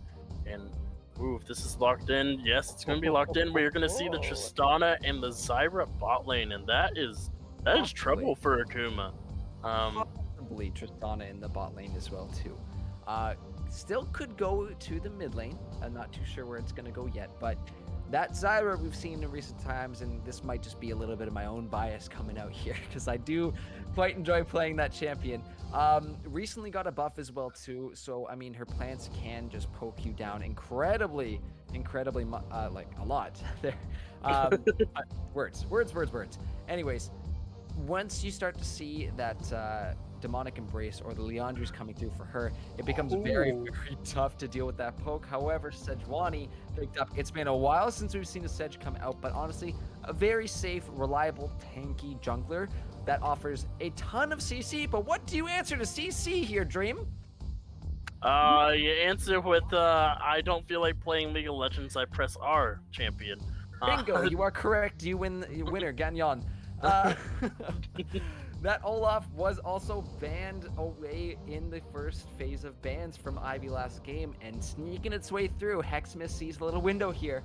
He sees that jungler pick up for Ivy and says, you know what, you're going for that CC? I'm just going to press R with the Ragnarok and say no. Hopefully, just a little bit of leg we're dealing with there, but yes, the pick comes through. It will be the Olaf for Hexmith this game. Yeah, Olaf has fallen from the graces of a lot of people, a lot of jungle pools over the past few months, but I still think he is a very, very strong champion in certain compositions, and this is definitely one of those compositions where he can shine. And if Varus lands his Chains of Corruption on somebody and Olaf just happens to be in the area, not only are you not getting away, but now you're not getting away and he's not going to slow down to catch you. No. So I do like the fact that, you know, this is a very disengaged kind of comp from Ivy. That big Stranglethorns from Zyra, the big oh come on, give me the Sejuani ultimate. It's the Glacial Prison. No, that's Glacial Anivia. Prison. It's the Glacial Prison. Yes, okay, no, I got it the first time. Thank you, fellas. Not to be confused with Lissandra's ultimate, which is Frozen Tomb. Frozen Tomb and the Anivia ult, which is the Glacial Storm. Yep. That's a lot of Freljord champions, am I right? Yep. They all have to have glacial in their names, like, right, please, give us something unique, please, thanks. Like, Enchanted Crystal Arrow, that's unique. Keep going with those. I like that one, that's true. Last few bans come out, the Set, the Malphite, the Yone, the Wukong as well, taken away from Hakare. But now we see Akuma picking up that Silas, and that honestly is so... I love that pick for Akuma, because you have these two incredible ults that Ivy have right now between the Sedge and the Zyra. And again, when I think of Zyra, to me, it's I'm lining up for a team that says, I don't want to share these dragons. These dragons are mine. Oh. You think I'm sharing? Oh. So, the Kled's coming through. Hakare gonna be going for that Kled. Now that's gonna be spicy as well too. But you know, it back to that point on Silas I was talking about. He's able to steal away those really incredibly good ults from Ivy, as well as the Kled, as well as the charge. So this scares me a little. The Olaf with the charge on his team, little scary. But Hakare has been known to do some crazy stuff. Don't know if that's... Are we going to see a Jungle Jax here for highs? Oh, boy. Wait, but then who's their mid laner if they do that? Wait. No, there's a Sejuani on the board. I am on a different planet right now, Dream. Where are we? This is some big beefy boys coming through. Is this a mid lane Jax? Oh, I am excited to see where these champs are going to end up for Ivy, because this is honestly some really, really strong pickups here for them, but also some really good stuff over on the side of Akuma. It's we're just conferring with the teams right now. Is Akuma potentially looking to go for a pick here, which may not be able to show up on our screens right now, but All right. So that is not a Teemo. That is It a is- Gwen. correct. Oh, Dream. Oh, these things are looking. Unfortunately, unfortunately for PentaQ, they do not have Gwen on it yet, so we have to use the placeholder of the Teemo. So it is going to be a Gwen, most likely in that top lane. Could go into that mid lane as well because Silas, depending on which matchup he feels like going up against. So Oh my goodness, Dream, these are two incredible teams that we have here on to the Rift for this game number 2. I think the players are just trolling us a bit in the all chat there. But yes, I believe that is going to be a Gwen picked up here for the side of Akuma. But two really good teams here that we have on our hands, Dream. What are our initial thoughts on paper about these two comps that we're about to see? I don't know about Ivy's composition whatsoever because I don't know who's going where, honestly. They can throw, I don't know. Maybe they send the Tristana mid, they have like a kill lane, bot lane with like a Zyra Jax or something, or they do something strange. I don't know. For Ivy, but Akuma's comp a bit more straightforward. We finally get to see Gwen. I believe this is the first time we get to see her on stream in action here. So, was it a couple of weeks ago when we saw her? This is the first time we're seeing her on LTS. Thank you, Mr. Yes. Salt, whispering to me in the background. Yeah, I'm going The through god my of notes here. information. Yeah, no Gwens on stream as of yet. There might have been one potentially played in one of our other off-stream games, but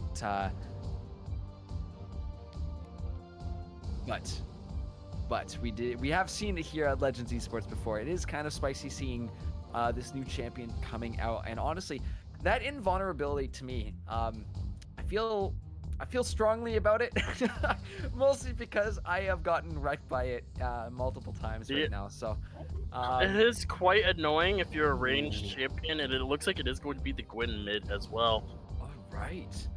All right. So Gwen into Kled, Silas into Jax, and then our two big junglers there as well too, to kind of facilitate what's going to be going on in these lanes. Because really, you take a look at what both Kled and Jax can do with the help of a Sejuani, it's a lot of good lockdown potential. But you have to either get the Silas, who has multiple dashes, or you have to go for the Gwen, who has invulnerability. And if you end up running into Olaf post 6, he's got that Ragnarok ready to go, which, I mean, a lot of the CC that can come out between Jax and Sejuani makes it very hard for them to lock down this Olaf, along with this other damage that is going to be coming through quite insane levels, to be frank.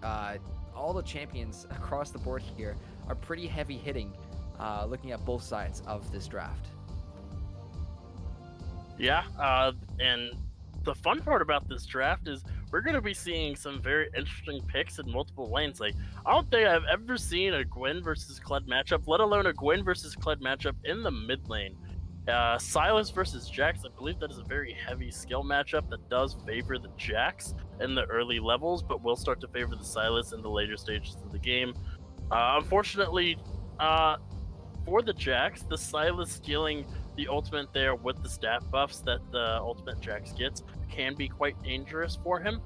And as far as the 1v1 goes, that jungle, I do believe that Olaf wins pretty much any engagement 1v1 in the jungle pre-6, just because of his abilities and his passive there. This bot lane is what I'm a little bit worried about for both of these teams, because this seems to be the most volatile. Whoever can get a significant lead in this bot side can impact the rest of the map very, very quickly. Yeah, I think that's an absolutely great point to bring up too, is that bot lane could go in either direction here too. But you take a look over at Ivy as well too, having the combo of that Thresh and the Zyra means that early game damage is going to be incredibly significant, and there's nothing that you can really do if we get caught by that Zyra route very early on. Koreabu is going to be jumping on top of you, dropping down the charge, and getting those full stacks off immediately, especially if we see something like the Hail of Blades Tristana come out. I don't know if that's something we do see now that the Hail of Blades has taken a little bit of a hit in this recent patch, but it's still a little scary for the side of Akuma in those early levels. However, as this game goes on, if we end up seeing that lethality Varus again, you have a lot of options to keep that backline very, very safe, considering that the front line is going to be huge. The Olaf, the Silas are going to be getting right in the faces of Ivy, and there needs to be some answer to all of that, because oh boy, this is again going to come down to, I think, honestly, inches, a game of inches right now, and who is able to take them first. We saw last game Akuma getting that really, really good start to the early game, having a 4-0 lead right off the bat, and a lot of this was attributed to Hexmiss. So maybe we see something like that again, but I would assume probably that Olaf is going to start making himself known on the map once they hit 6, once we start seeing level 6s coming through for Akuma, because they do have a very, very, they're going to have a fun time once they have their level 6s, but there's a lot of options on the side of Ivy as well, too, for that lockdown, to get in the faces of Akuma extremely fast with that charge from Kled. And of course, if there ends up being a big fight, yes, that Olaf can get through all that CC, but it is going to be tough for the rest of Akuma to deal with, especially if that target ends up being Keyboarder sitting in the back line on that Varus. I'm sure it wouldn't be too much of a big task for that Jax or for that Kled to look to just jump on the back line and pick him off immediately. Now, there is a downside that I am seeing with the Ivy composition here, and it has to do 100% with the Gwen. The Gwen can easily get to that back line as long as she has that untargetable ability up, because she can literally avoid Sejuani, she can avoid the Zyra ultimate, she can avoid pretty much anything coming at her until they enter that bubble, so no damage will be taken as she's diving into that backline for that Tristana, which is honestly the only backline target, her and Zyra. So yeah, everybody else wants to jump in, and honestly, through experience of playing that Zyra, you need to land those routes every time, because you will get just jumped on immediately, since she is not the most of mobile champions. Tristana does have that option to get out with her jumps, but we have seen a couple times recently those top tier Thresh players able to land those flays at the exact moment. You can cancel out that jump, so expecting to be seeing something potentially from Fails in this matchup here. But 10 seconds to go until we hop to break, guys, but we will be back on the Rift very shortly with game number 2 to see if Ivy can pull one back or if Akuma is going to be going 2-0 tonight. Make sure to keep getting those predictions in with those channel points, and we will see you back on the Rift in a few short moments.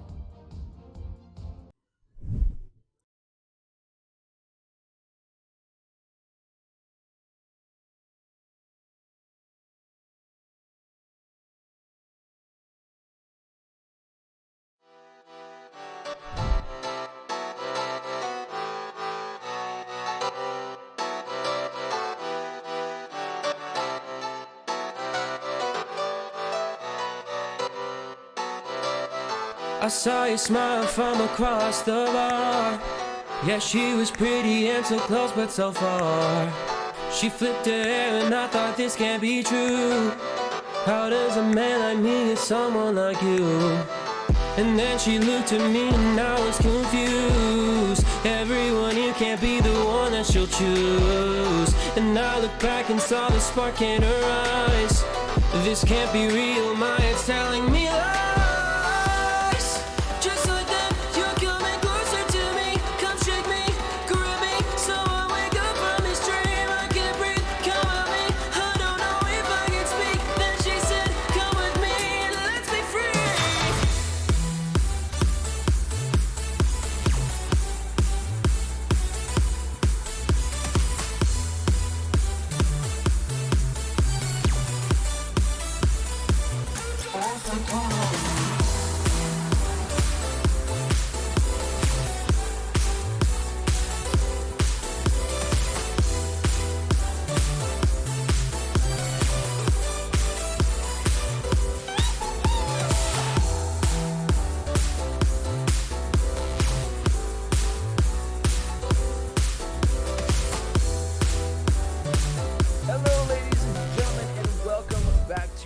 the LTS Premade. We've got game number 2 underway with Ivy back on the blue side once again and Akuma on the red. And oh, Dream, this is going to be a spicy game indeed. We have 2 very heavy hitting comps for both teams right here.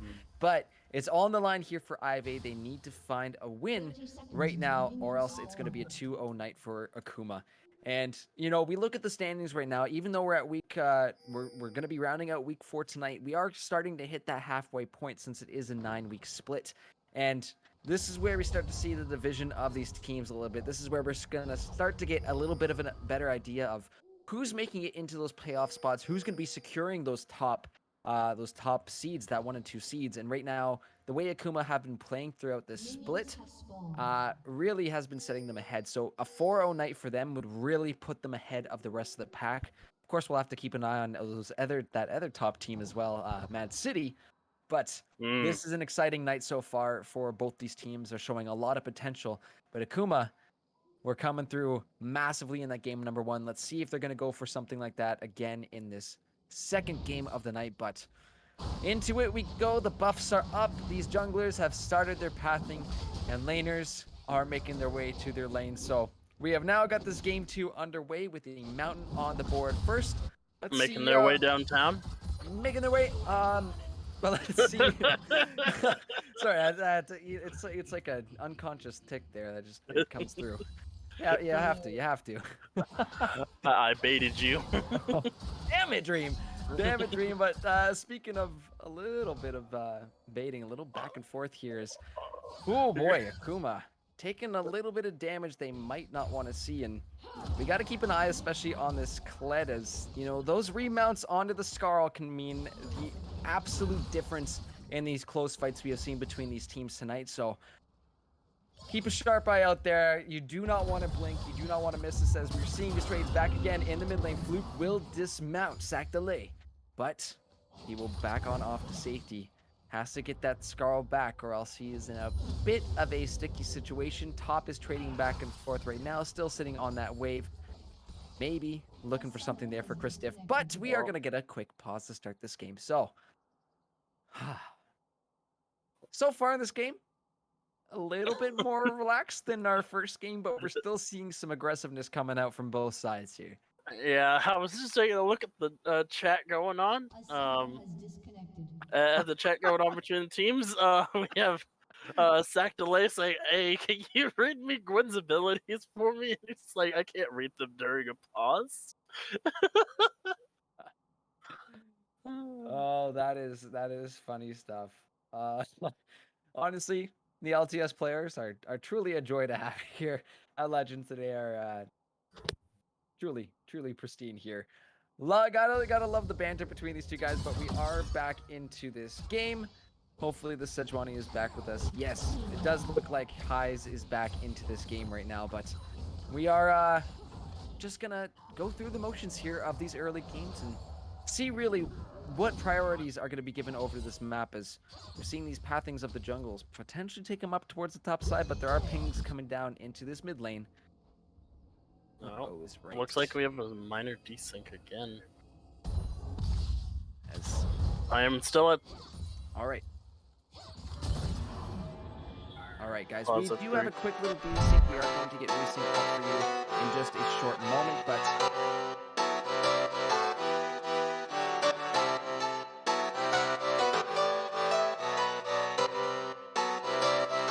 I saw you smile from across the bar. Yeah, she was pretty and so close but so far. She flipped her hair and I thought this can't be true. How does a man like me get someone like you? Back, guys. And We then are she back. looked Sorry at about me that. now Seems like you're having a little bit of issues with the spectator client tonight. All 3 of us. So you know what? It's not anybody's computer. Who to blame, Dream? Question mark. But we did see a little rotation around there from Highs.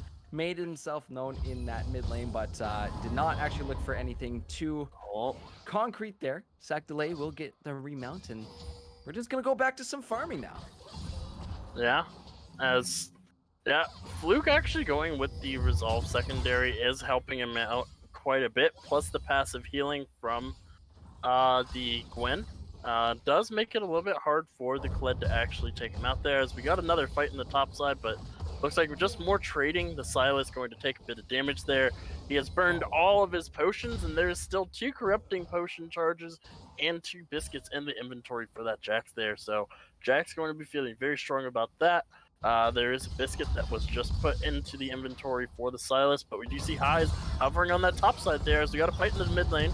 Yep, Fluke's getting quite low. The Ignite's coming through as well. One more auto. Do it. He gets dismounted with the flash. The shotgun is going to be enough to secure first blood. But in the bot side of the map, we do see the supports exchanging their flashes. And I was going to bring this up, but we did have that breakout in mid lane.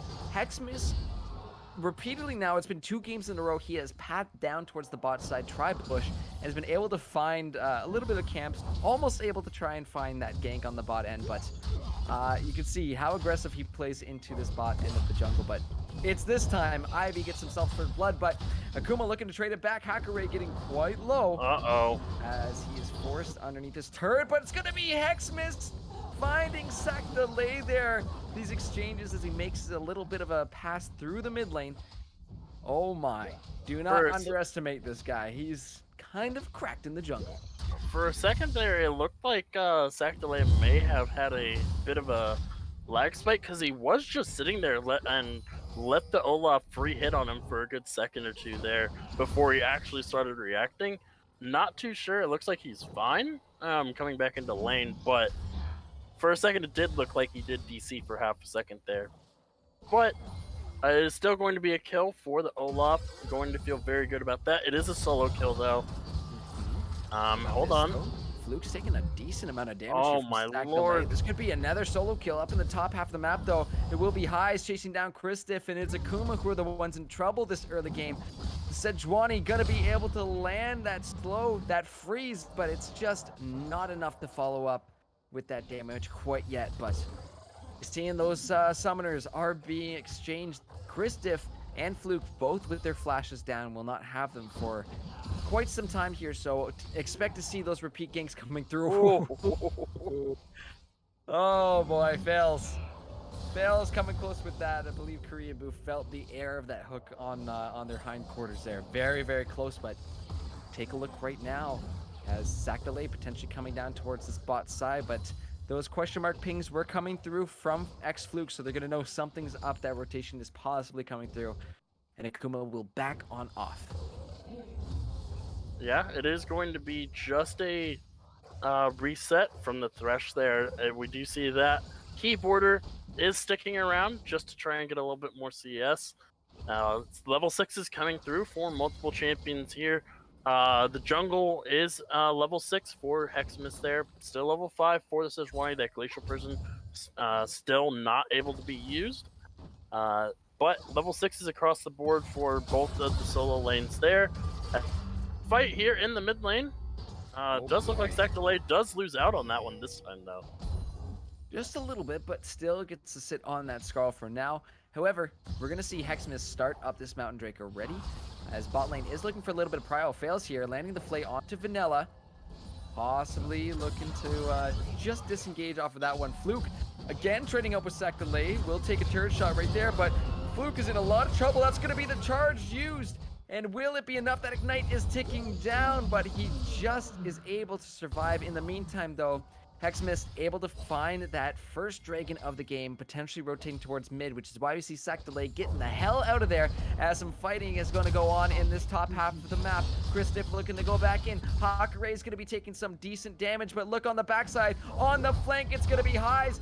In goes Hakurei once again, as we're seeing this damage come down on Kristiff. The Aftershock will go through as well too. Chris looking for that Kingslayer, but not quite able to find him in the bushes. There will be another kill going on over to Ivy. 2-1 for them, but bot side. Oh man. This is Fails. He's been fishing for a few here and not quite able to find it. We will step around that route, but now he's by himself. He has no ADC with him. Fails is getting jumped on. That charge is going to be coming down as well, too. He left his ADC, or he left his support all by his lonesome, but Keyboarder coming back in. The heal is there. That's going to be the Chains of Corruption as well, too. But oh my goodness, Ivy looking to turn it back around on Akuma once more. TP coming in. The Counter-Strike is down. Hakurei is looking for that stun. Blocks down the very Hakare finds the kill. It's worth the TP investment. Ivy showing up huge this early game. Yeah, Ivy turning it around this time around where it was 0-4 in the game one. It is 3-1 for the side of Ivy here. They only have about a 200 gold lead, but still, you've got to feel very, very good going into this game two. From what you have is we got a fight in the mid lane here. Gank from the Olaf. Oh, Sakale, he was looking for something. He's going to step around that axe as Hexmix will throw another to dismount him. But I think that's going to be it from there as you take a look up towards the top side. It seems Kristiff is the target of this. Once again, the Glacial Prison is coming down and there's nowhere for him to go. He's still dealing decent damage back to Hakare, but it's a 2v1 and those numbers do not look good for Akuma when it is that advantage for Ivy. They find a third kill for Hakare this game. And this is setting up for that potential massive Jax on the top half of the map, which, again, in the hands of Hakare, could line up a really nice split push here for Ivy later on in this game. Yeah, and Fed Jax is a very dangerous Jax here as we got a fight in the mid lane once again. These champions just going hard on to each other here. You can see Highs is potentially looking for something else here. Does not have that Glacial Prison ready to go, but you can see the roams, while they might be paying off for this Jax, it is becoming a bit of a deficit in SPS numbers. But look at this, it will be the Ragnarok pop by Hexsmith, and he's just gonna chase down Vanilla, nowhere to go, rips him apart. He's looking for some more. It's a double kill for Hexsmith, an absolute mad lad in the jungle tonight. Finds two there, gets this kill score a little bit more even, but on the map, Ivy starting up this Herald, potentially looking to get a little bit of turret playing with this early on in this game, but the chains of corruption coming down from Keyboarder, the flash, the death sentence, they're gonna land it all. The buster shot will push Keyboarder back, but it's not far enough, definitely not out of that piercing arrow range, and they're gonna find another kill on the bot side. Akuma ties up the kills, and I don't think they're quite done yet because Vanilla walking on in, I don't think they know that Hexsmith is just right around the corner.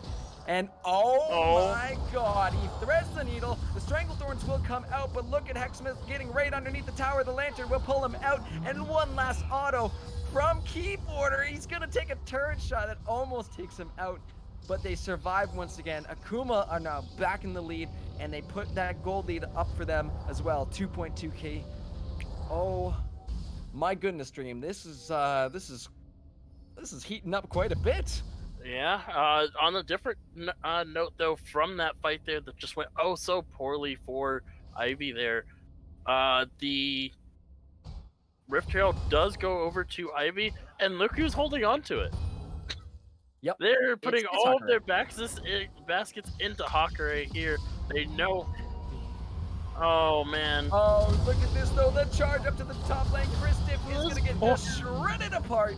Hakare picks up another kill here, and they're probably just gonna go ahead and pop the Rift Herald right here, as this will be an early tower coming through from them. However, the TP is being popped. The Glacial Prison down on a Hexsmith. He does have the Ragnarok ready to go, and Akuma seeing if they can hold on to this one. That tower will go down, but these members of Ivy dropping as well too. It's been a 2-for-2 so far, but Fluke looking to trade back in with Sakale. He will be dismounted from the Scarl. Lots of damage being used with the needlework here, and let's see if Fluke can find one more. It's gonna come close. That Scarl bar is starting to build back up, but they're just gonna disengage here.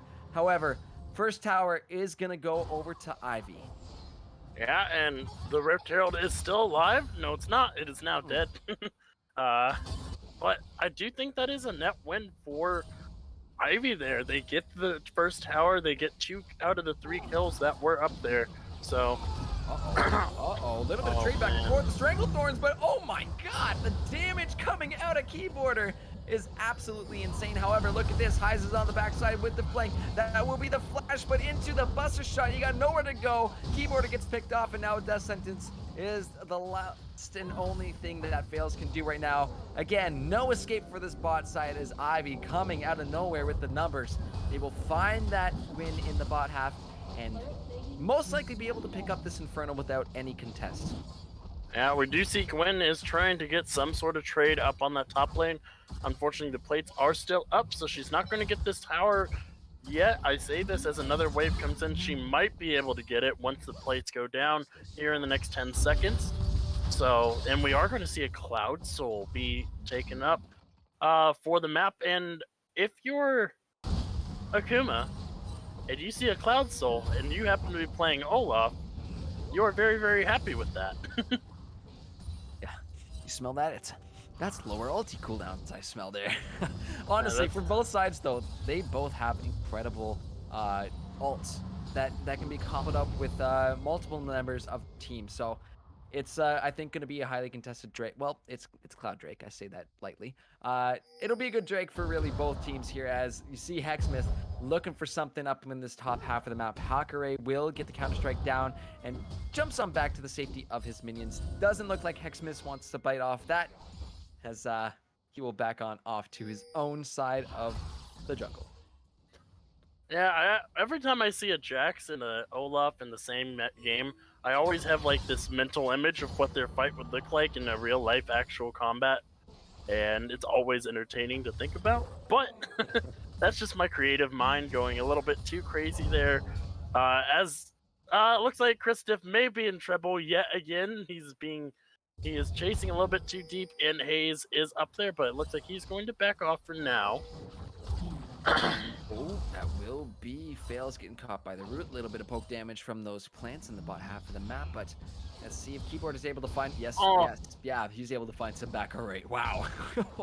Goodness. Piercing arrow is starting to do some decent damage. We do actually see the Dusk Blade coming through from Varus' game, which, still okay, you know what? I have nothing to say about it anymore. I was gonna criticize it.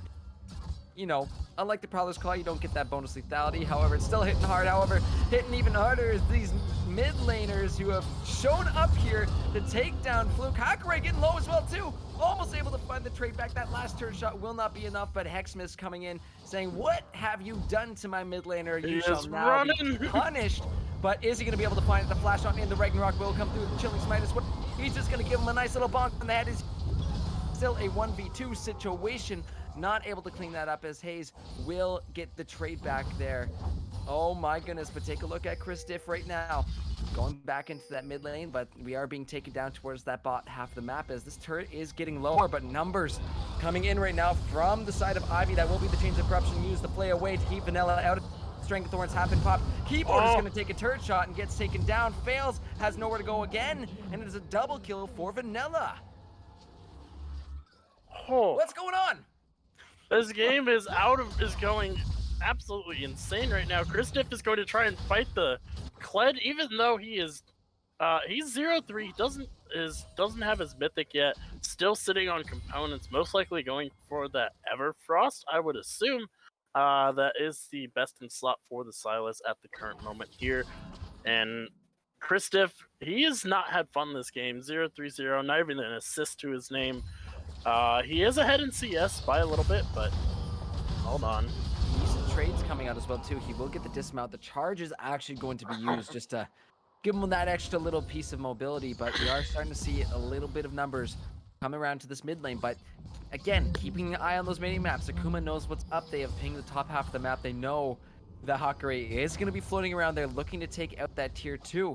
And with there not being a lot of vision on that top half of the jungle as well, really from both ends here, it becomes a little scary for both sides to be roaming through and looking to potentially get the collapse onto this Jax. So let's see what they're able to do. They will send Chris up there to answer to stop this push, but you can see this Jax is quite large already, sitting on the full Triforce already, and he likes to split push. We saw game 1 from Ivy 2 weeks ago, where he brought out the Wukong. He was able to get the backdoor. This is one of those champs that you're able to pull those kind of crazy plays off. The Jax, historically known for some crazy split pushes. Yeah, Jax, one of the best split pushers in the game. Able to just, with that triple bonk, because it doesn't reset on towers, you just triple bonk repeatedly onto a tower, and that's why he can just absolutely demolish towers so quickly. And Jax looks like he's going to go for the solo Rift Herald, as the rest of his team does set up for this dragon. Actually, we do see the Gwen is resetting. She has to teleport, so you're going to have to burn it if she wants to be part of this next fight here. The Sylas is resetting as well, also has to teleport for the Jax as well, so he can come in if he is needed. But I do expect him to actually just split push. They might just give this dragon, honestly. Yeah, they might. Oh yeah, it's gone. It's definitely gone. This one's gonna get picked up here for Akuma. No contest at all to follow up on that. And yeah, that's kind of what you're looking for if you're Ivy. You're not gonna be too heartbroken about losing one Cloud Drake here. As we see the Herald spawned up in this top half of the map, Hakurei going to be taking a little bit of damage, but the main focus is that tier 2 top turret. So again, more gold into all the pockets here of Ivy's members. They're going to just barely take that gold lead. It is still pretty close, but Chris Diff actually trading in with Hakurei right here. Fails has shown up as well too, but now we got numbers coming in from Akuma as Chris Diff will just be there to chase him off. Steals away the Glacial Prison as well too, so we got to see where he ends up using that. As we got some numbers from Ivy pushing on this mid lane. This is the strong siege coming through from that Tristana, but take a look at this. Chains of Corruption, Ragnarok as well too. Stranglethorns mean nothing to me as Hexmas just runs on in, chops down the tree, or not the tree, well, the roots. Close enough. Plant-related the roots champion. of a tree. the roots of a tree. How about that? Close enough. Neither enough, the trees are in this game. Oh my goodness, this is some great back and forth from these teams. Still, just a slight advantage here for Akuma, even though we do see the kills in the favor of Ivy. This, again, we're at that 20-minute mark right now. This game still could go potentially either way at this point. I mean, 400 gold is, or no, not even that. Yeah, it's about 200 gold, 100 gold almost. No, it's even. I'm just gonna stop talking about the gold because it doesn't matter. At 20 minutes, it doesn't matter that they're dead even because neither of these teams are giving an inch for each other. But the Jax, most importantly, only has one tower to get through before he can just push his way to victory. And that is a terrifying thought. Akuma, oh my lord, there goes half of Zyra's health bar from the Q. Okie dokie, that seems like a reasonable amount of damage. Yeah, this is where things start getting scary for really both sides here because, again, if you step out of place, you are going to get dinged by... What did I just say about walking out of place? Thankfully, Hayes has got that Q to dash on over the wall. We'll use the Arctic Assault to get out through the Baron Pit there, but yeah, Keyboarder is really hammering out some damage here from that back line, and it's going to be tough for Ivy to really get there, to get on top of that Varus. So, you know, you got to be asking yourself with Ivy, what's more worth? Do we put the resources of Jax into diving onto the Varus, or do we just continue to get the split push? But on the bot half of the map, we do have some fights breaking out, a little bit of skirmishing. Chris Diff will go golden, but is he able to survive? He's getting quite low. The charge is coming through as well, too. The flash away to kind of juke him out, but is it going to be enough? Chris is still running away. He's going to take the charge and runs back to safety, but on the top side of the Rift, X-Fluke finds another turret here for the side of Akuma. We're starting to see the opening of this map a little bit more, so this is where vision plays such an important role here in this game, is when you don't have those the safety of those towers to run through, you need to make sure your jungle is absolutely lit up, or else you are going to get picked by any one of these members on the Rift we see here tonight. Yeah, and while they do get the top tower there, the bot side, Chris having to burn his flash, his stopwatch, everything just to get away from this Kled here, and still nearly dies. Only reason he's able to get out is from stealing that Kled ultimate for the movement speed there. Kled not burning his flash to keep chase, so we'll have that for the next team fight. But unfortunately, Chris Diff is going to be in trouble yet again. Even though they're equal levels, this is not equal damage right now. A little bit of healing there, but jump on top of him. Hakurei finds the solo kill there in the bot half of the map. We are seeing some pings towards the top side. This Baron was a little bit of a point of interest, but it's not going to get started up. And now the attention from the side. Oh, no. Oh, Ivy was so close to finding a nice tempo swing there, but the Glacial Prison is actually going to go just a smidge wide here. Akuma looking to turn things back on around to Ivy to get that punish. The TP was actually blown by Hakurei to get back to his team here. That sentence will land onto the Kled, but is Ivy going to be able to find it? That's a big change.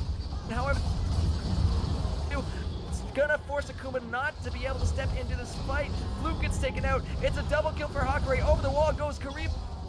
gonna be Hexmas there to deal with these members of Ivy. However, it's way too much damage for him. Olaf will drop as well too, and it's just going to be Chris and Keyboarder left alive. Ivy gonna be able to push in here and take themselves a second Drake.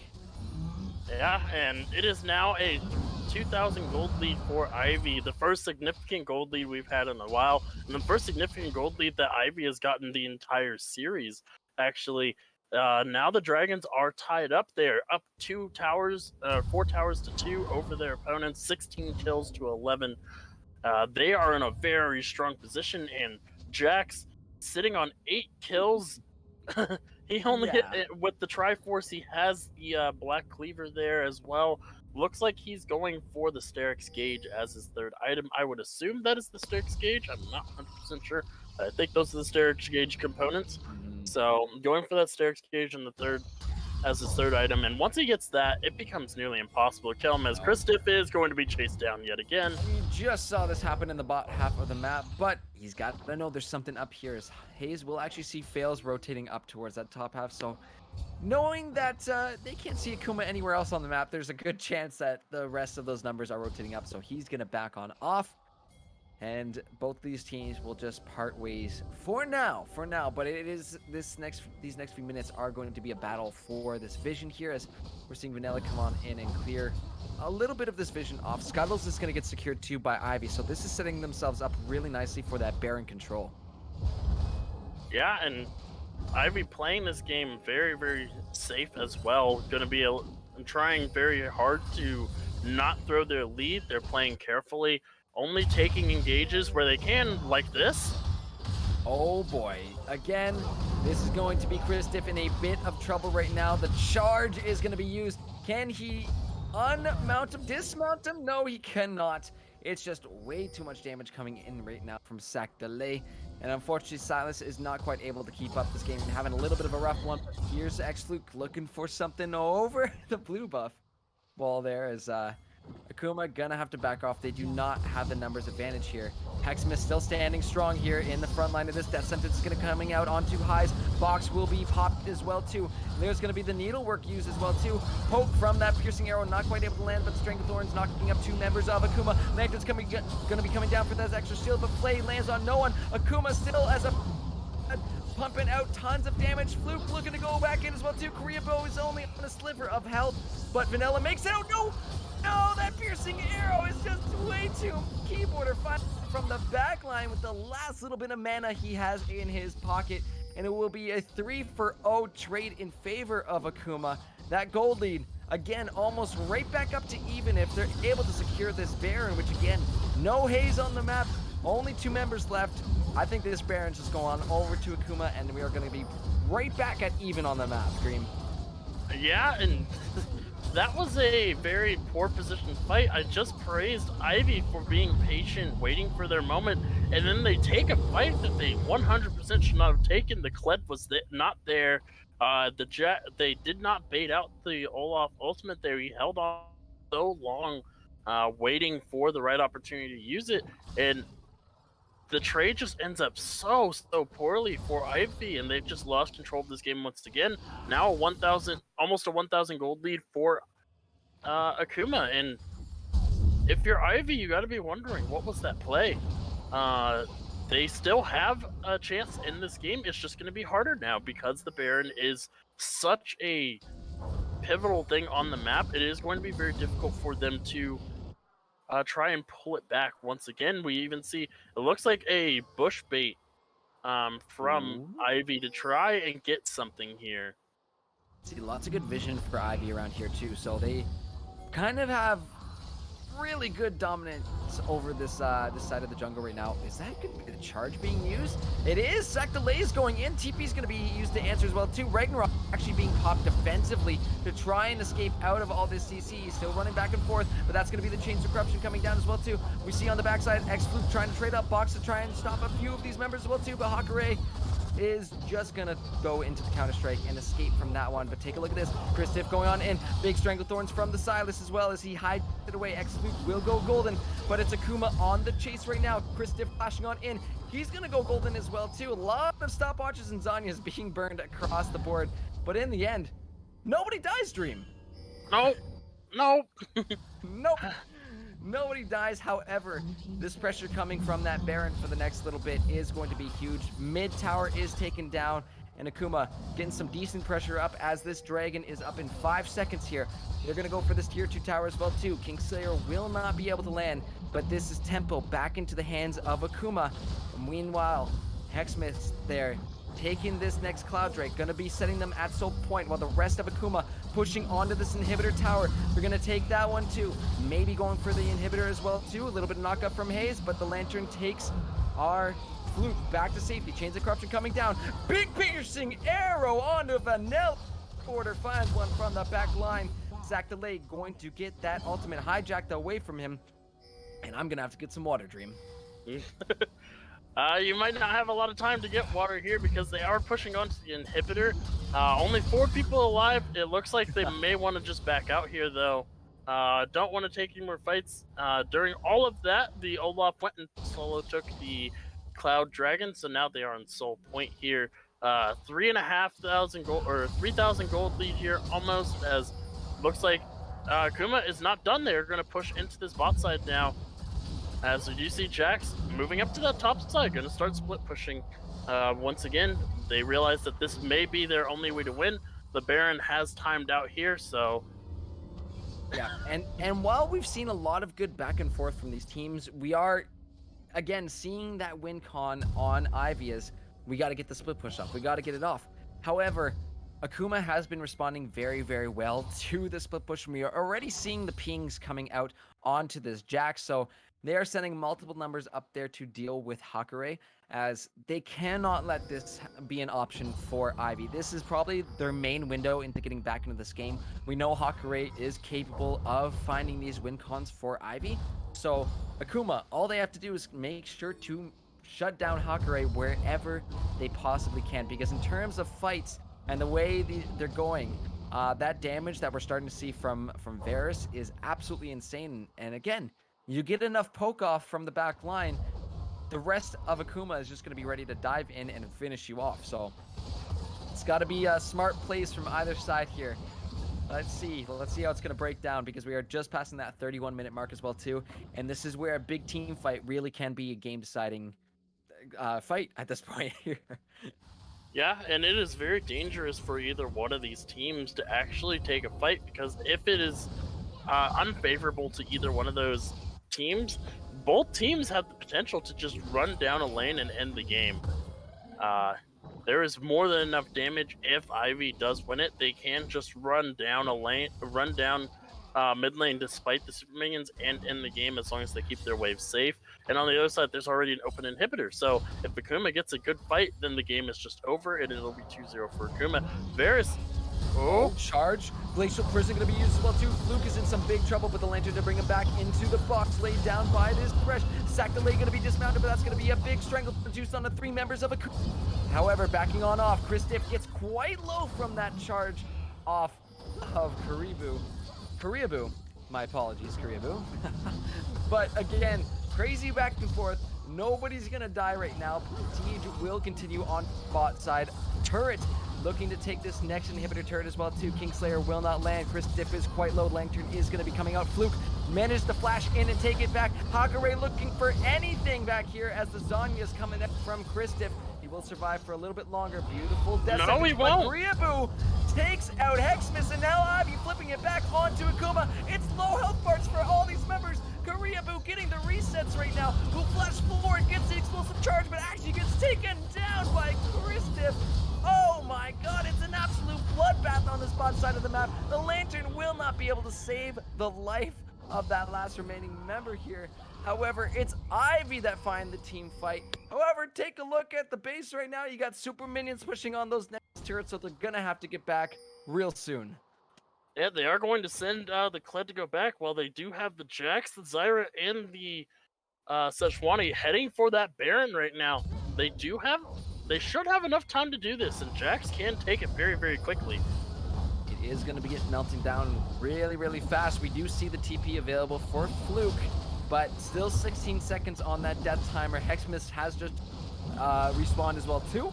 But this thing is just melting down. Death sentence will land onto Hayes, but it's not gonna. Oh, maybe it will be enough to find the kill, but no. Smite comes down. That Baron is gonna get secured up by Ivy, and they are back in the driver's seats right now. That gold lead you can see is back up to essentially even here, but wearing that purple buff for the next 3 minutes, Ivy is gonna have some push potential here, and especially with this next dragon, this is where things get a little interesting, Dream, because Ivy has the potential to set themselves up a split push with Jax wearing that Baron buff. However, this is soul point here for Akuma, and I don't know if you just give up the soul for free. Yeah, I don't think they can give up this Cloud Soul for free, especially because it is an Olaf on the other team there. Where you see the Glacial Person they're just gonna trade it for the base. Look where they're pushing. I suppose, yeah, soul for tier 2. However, the backs are coming out. They're gonna have to get back real fast because this is gonna mean the inhibitor turret goes down. The inhibitor's gonna go as well too. So is it worth it for the Cloud Soul? That's a lot of pressure, a lot of opening. That Ivy Silas is on the flank. Oh no, Kristiff on the backside. That's gonna be the Glacial Person coming through for them. Fox gonna be popped as well too. Death Sentence lands. Big Strangle Thorns in the back line, but it's Kristiff finding Hakare. He will drop. Koreabu gonna be able to trade it back in, but so far Akuma finding these fights. They're diving onto Vanilla, but Koreabu still dealing so much damage. He has to watch out for these piercing arrows, and even though it's a double kill for him, it ends up being a 3 for 2 in favor of Akuma. Oh my goodness, Dream. Yeah, and it looks like Tristana might have gone for that tier 2 over there on the bot side there, but decides against it. Nope, never mind. She's going for it. She's going for the tier 2.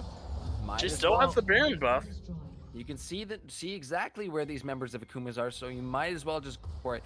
That top turret, that top inhibitor turret right now for the side of Akuma right now, potentially a risky place to be. This is going to be where these number crunches come down, because you can definitely feel Hakare is looking already towards that top half of the map. You see Akuma is going to be backing off already, just don't have the numbers quite to siege onto this mid inhibitor.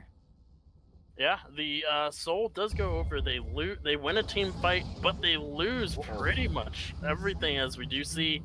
The Zyra does disconnect there. Vanilla did disconnect last game as well. The chat says rage quit, but I don't think that's the case. Oh my. We should be getting back into this very, very quickly.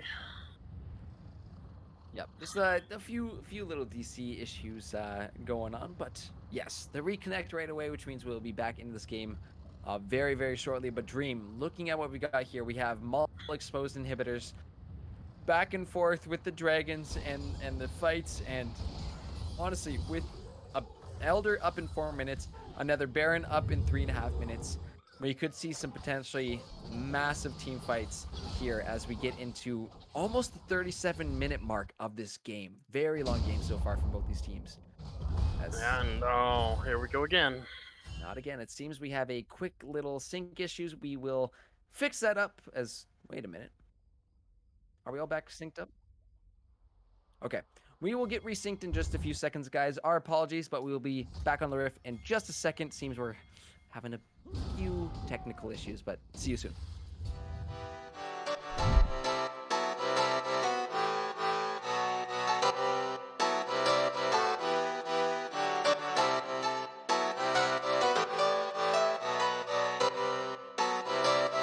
I saw you smile from across the bar. Yeah, she was pretty and so close but so far. She flipped her hair and I thought this can't be true. How does a man like me get someone like you?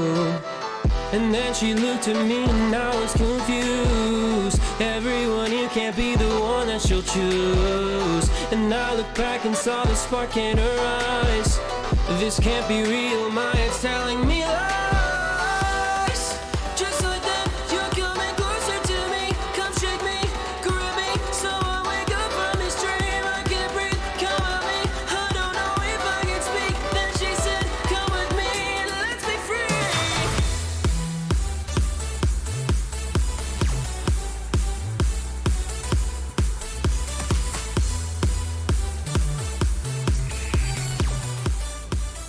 Hello everyone. We are back onto the rift. Sorry about that quick delay.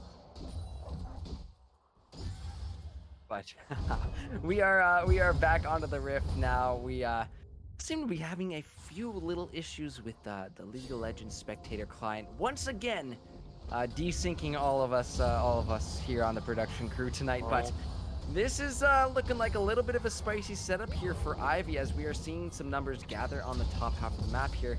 Let's see if anything's gonna break out. That sentence will not land. Kriyabu actually jumping back to safety, as you can see Chris Diff is sitting on just a sliver of health there. And Yeah. Speaking of back doors, it looks like Akuma did watch the back door from Ivy and try to do the same thing with the Gwen there. Not successful because the original backdoor king for LTS was there to stop him. So it is just going to be a downed inhibitor down there in the bot lane as the trade. yeah, but honestly, again, getting that inhibitor even right now, both teams with the down inhibitor, and it will be Akuma's that comes back up first. This is going to offer some extra pressure towards that bot half without these members of Akuma being there, which again, they could look to go and take that mid inhibitor again and start to get even more super minions into the base of Ivy. But we are now in late game mode, and this is not very often that we get to see this from these players of LTS, but when it comes down to here, every little bit of damage is going to count. Every little positioning placement from these guys is going to have some part of how these fights go. So this is coming down to the wire here, where like one big team fight is all you really need for one of these teams to just run into each other's base and finish off the game. So it's gonna be a tight one, Dream. Yeah, it is going to be a tight one, and something that we didn't really talk about, the sole AP damage, besides obviously the base damages from the Sejuani for the side of Ivy, is that Zyra. I couldn't remember the name of the champion for a second there. But yeah, Zyra being the sole proprietor of that AP damage there. She does have 2 items finished. Obviously, supports, they don't get a lot of money. They're the poor men of League of Legends, unfortunately. So, but those 2 items are still a lot of damage. Leandri does very well into tanks. The Morellos will do very well against both the Sylas and the Olaf there, even the Gwen as well. And this Sejuani is also very, very tanky. Has the Elixir of Iron as well. So, yeah, we saw that Olaf Q hit Sejuani, and it proceeded to do all of like half a point of damage. So we do see 2 people on that bot side. Jax is in trouble. Uh-oh, they might actually be going for Hakare right now. This Baron is going to be, I believe, it's just a bait right now to bring those numbers on over, as Hakare seems to be the target. The needlework is going to be coming out of that Gwen, but back to the mid lane. Charge is being used. It looks like sack delay going on into fails. The charge coming through as well too. That's going to be a dead Thresh, just absolutely evaporates there. Hexmiss on the backside though, not going to be doing a lot of damage to Hayes right here. As you said, nice big tanky Sejuani, but now we've got numbers coming back from Akuma. They're gonna find Sack delay out in this jungle, immediately gets dismounted, and look at the damage here as the stopwatch is gonna be popped. However, that's gonna be the Glacial Prison hijacked away. Are they gonna be using it? Locks down Hayes, but look at this. Hakare diving onto Hexmas there. The Chains of Corruption arc go a little wide. Hakare is going to flash on back to safety, but Fluke following in with the flash. A lot of damage coming through from this Gwen, but is he able to find a Kriyabu side spot too, but cannot step up right now? That Tristana exposes herself. She will get absolutely wrecked by these Divey champions. So again, crazy back and forth from both sides. It's a 1-for-1. They trade mid for support, but it's the Elder that's on the board right now. Fails is back up as well too. However, this is a 4v4 situation for the next few seconds. Vanilla does have the Stranglethorn up, and I was talking about how strong around these dragons that can be. However, it's not, and it's just gonna mean the Elder goes on over to Akuma. Sejuani's gonna get eviscerated, and look at Fluke diving on the backside right now, coming through from Kriyabu, but that piercing arrow will just destroy Tristana. Vanilla is next to go, and Akuma using the best abilities with that Elder Drake. They are going to be exploding these members of I. Look like an extremely close game. Comes down to that Elder. 41.5 minutes. They are pushing Hakare completely away from his own base. Hexmas will take the stopwatch to go golden and is running back with his team, but now holding that Elder buff. It's going to be really tough to fight him right now, but it looks like Sakalay going back in for a little bit more. Not able to find anything here. Is going to get dismounted too by Heximus, and the rest of him jumping onto the Kled. He's taken down even though he's got the GA up. There's nowhere left for him to run. Akuma take down the Nexus. It's going to be 2-0. It's going to be GG's for Akuma. Oh, that is such an unfortunate loss for that game too for Ivy. They had control of the game for quite a bit of it. They had leads, they had advantages there. The Hakurai on that Jax did so much work, but the composition from Akuma just winning out in the end, unfortunately there. That was, honestly, it has been a while since my voice has started going from casting, and this was a great series. Even though it's a 2-0 for Akuma, they show up huge tonight. Ivy definitely put on a show for us as well too. Lots of great back and forth, lots of great contention here. You know, we saw both teams picking up dragons, both teams picking up barons. You know, again, and we go back to that mid-early game as well too, where Ivy was able to pick up a couple of Rift Heralds and was looking like they almost had that split push entirely set up for Hakurai, but again, a lot of great responses coming through from Akuma, and it's just that cherry on top, that Elder at the very end of the game, that's enough to secure them those team fight wins and secure the series 2-0. Yeah, 100% great job from both teams here. Ivy, they played to the best of their ability there. We saw plays that this team composition from Ivy was terrifying to deal with, but as the game drug on, we just saw the holes that the Akuma were able to exploit, and they just kept widening those holes repeatedly. They snuck dragons, they went for Baron and forced the response to come in from Ivy repeatedly, even though they weren't going to commit to the Baron entirely each time. And the team fights were always so close. It was so hard for any one of these members to die. I believe we had 2 or 3 fights where they blew everything and then nobody died. So Yeah, and unfortunately, that is going to mean the series is complete for tonight, as it is a best of 3.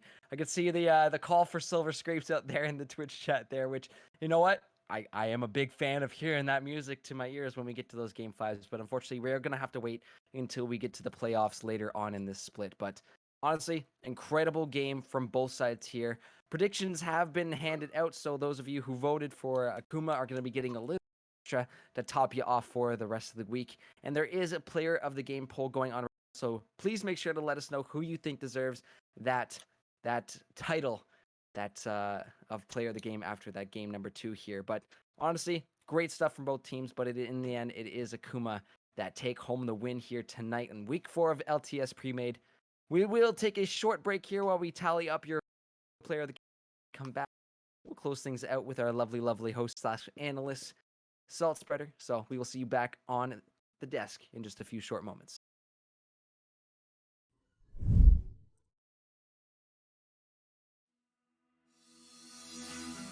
Time to let go, lose all control. Haven't gotta feed it, it's the sweetest water feeling. I'm getting on another level. My pride, I fight, giving it all to the devil. Up until the pain goes. Tonight I'ma become somebody else. Till the sun's up, you got me, don't need nobody else.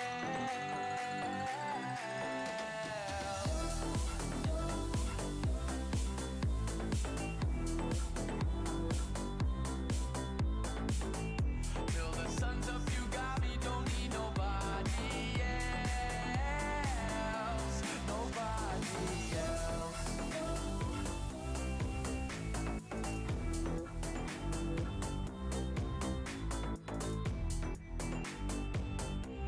Nobody else.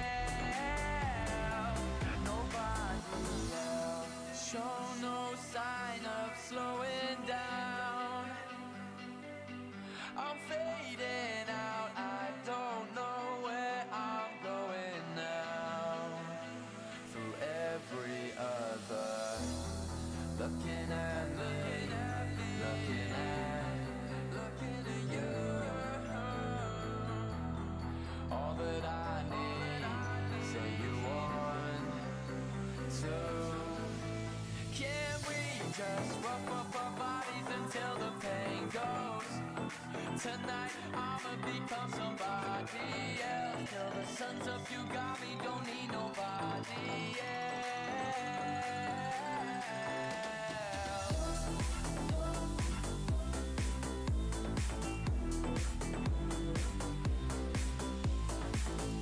Till the sun's up, you got me, don't need nobody else. Nobody else.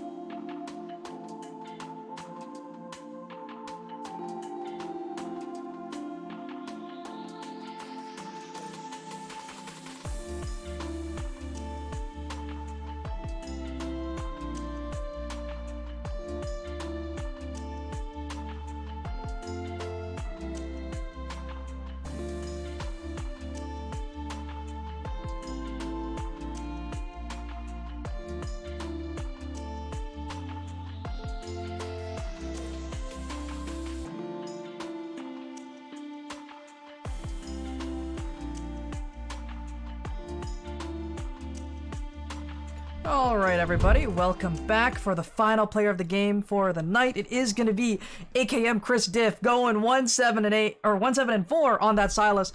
And I mean, he had some great mental fortitude that game. He found some good flanks, especially during that late game. That man was able to find something, even though that early game did not go to plan. It didn't matter. He stood strong, he stood proud, and played well to the very, very end. That was some of the finer League of Legends I have seen in my short 25 years here on this planet. But oh my word, the back and forth from these teams was absolutely incredible tonight. Absolutely Weak side incredible. warrior, weak side warrior.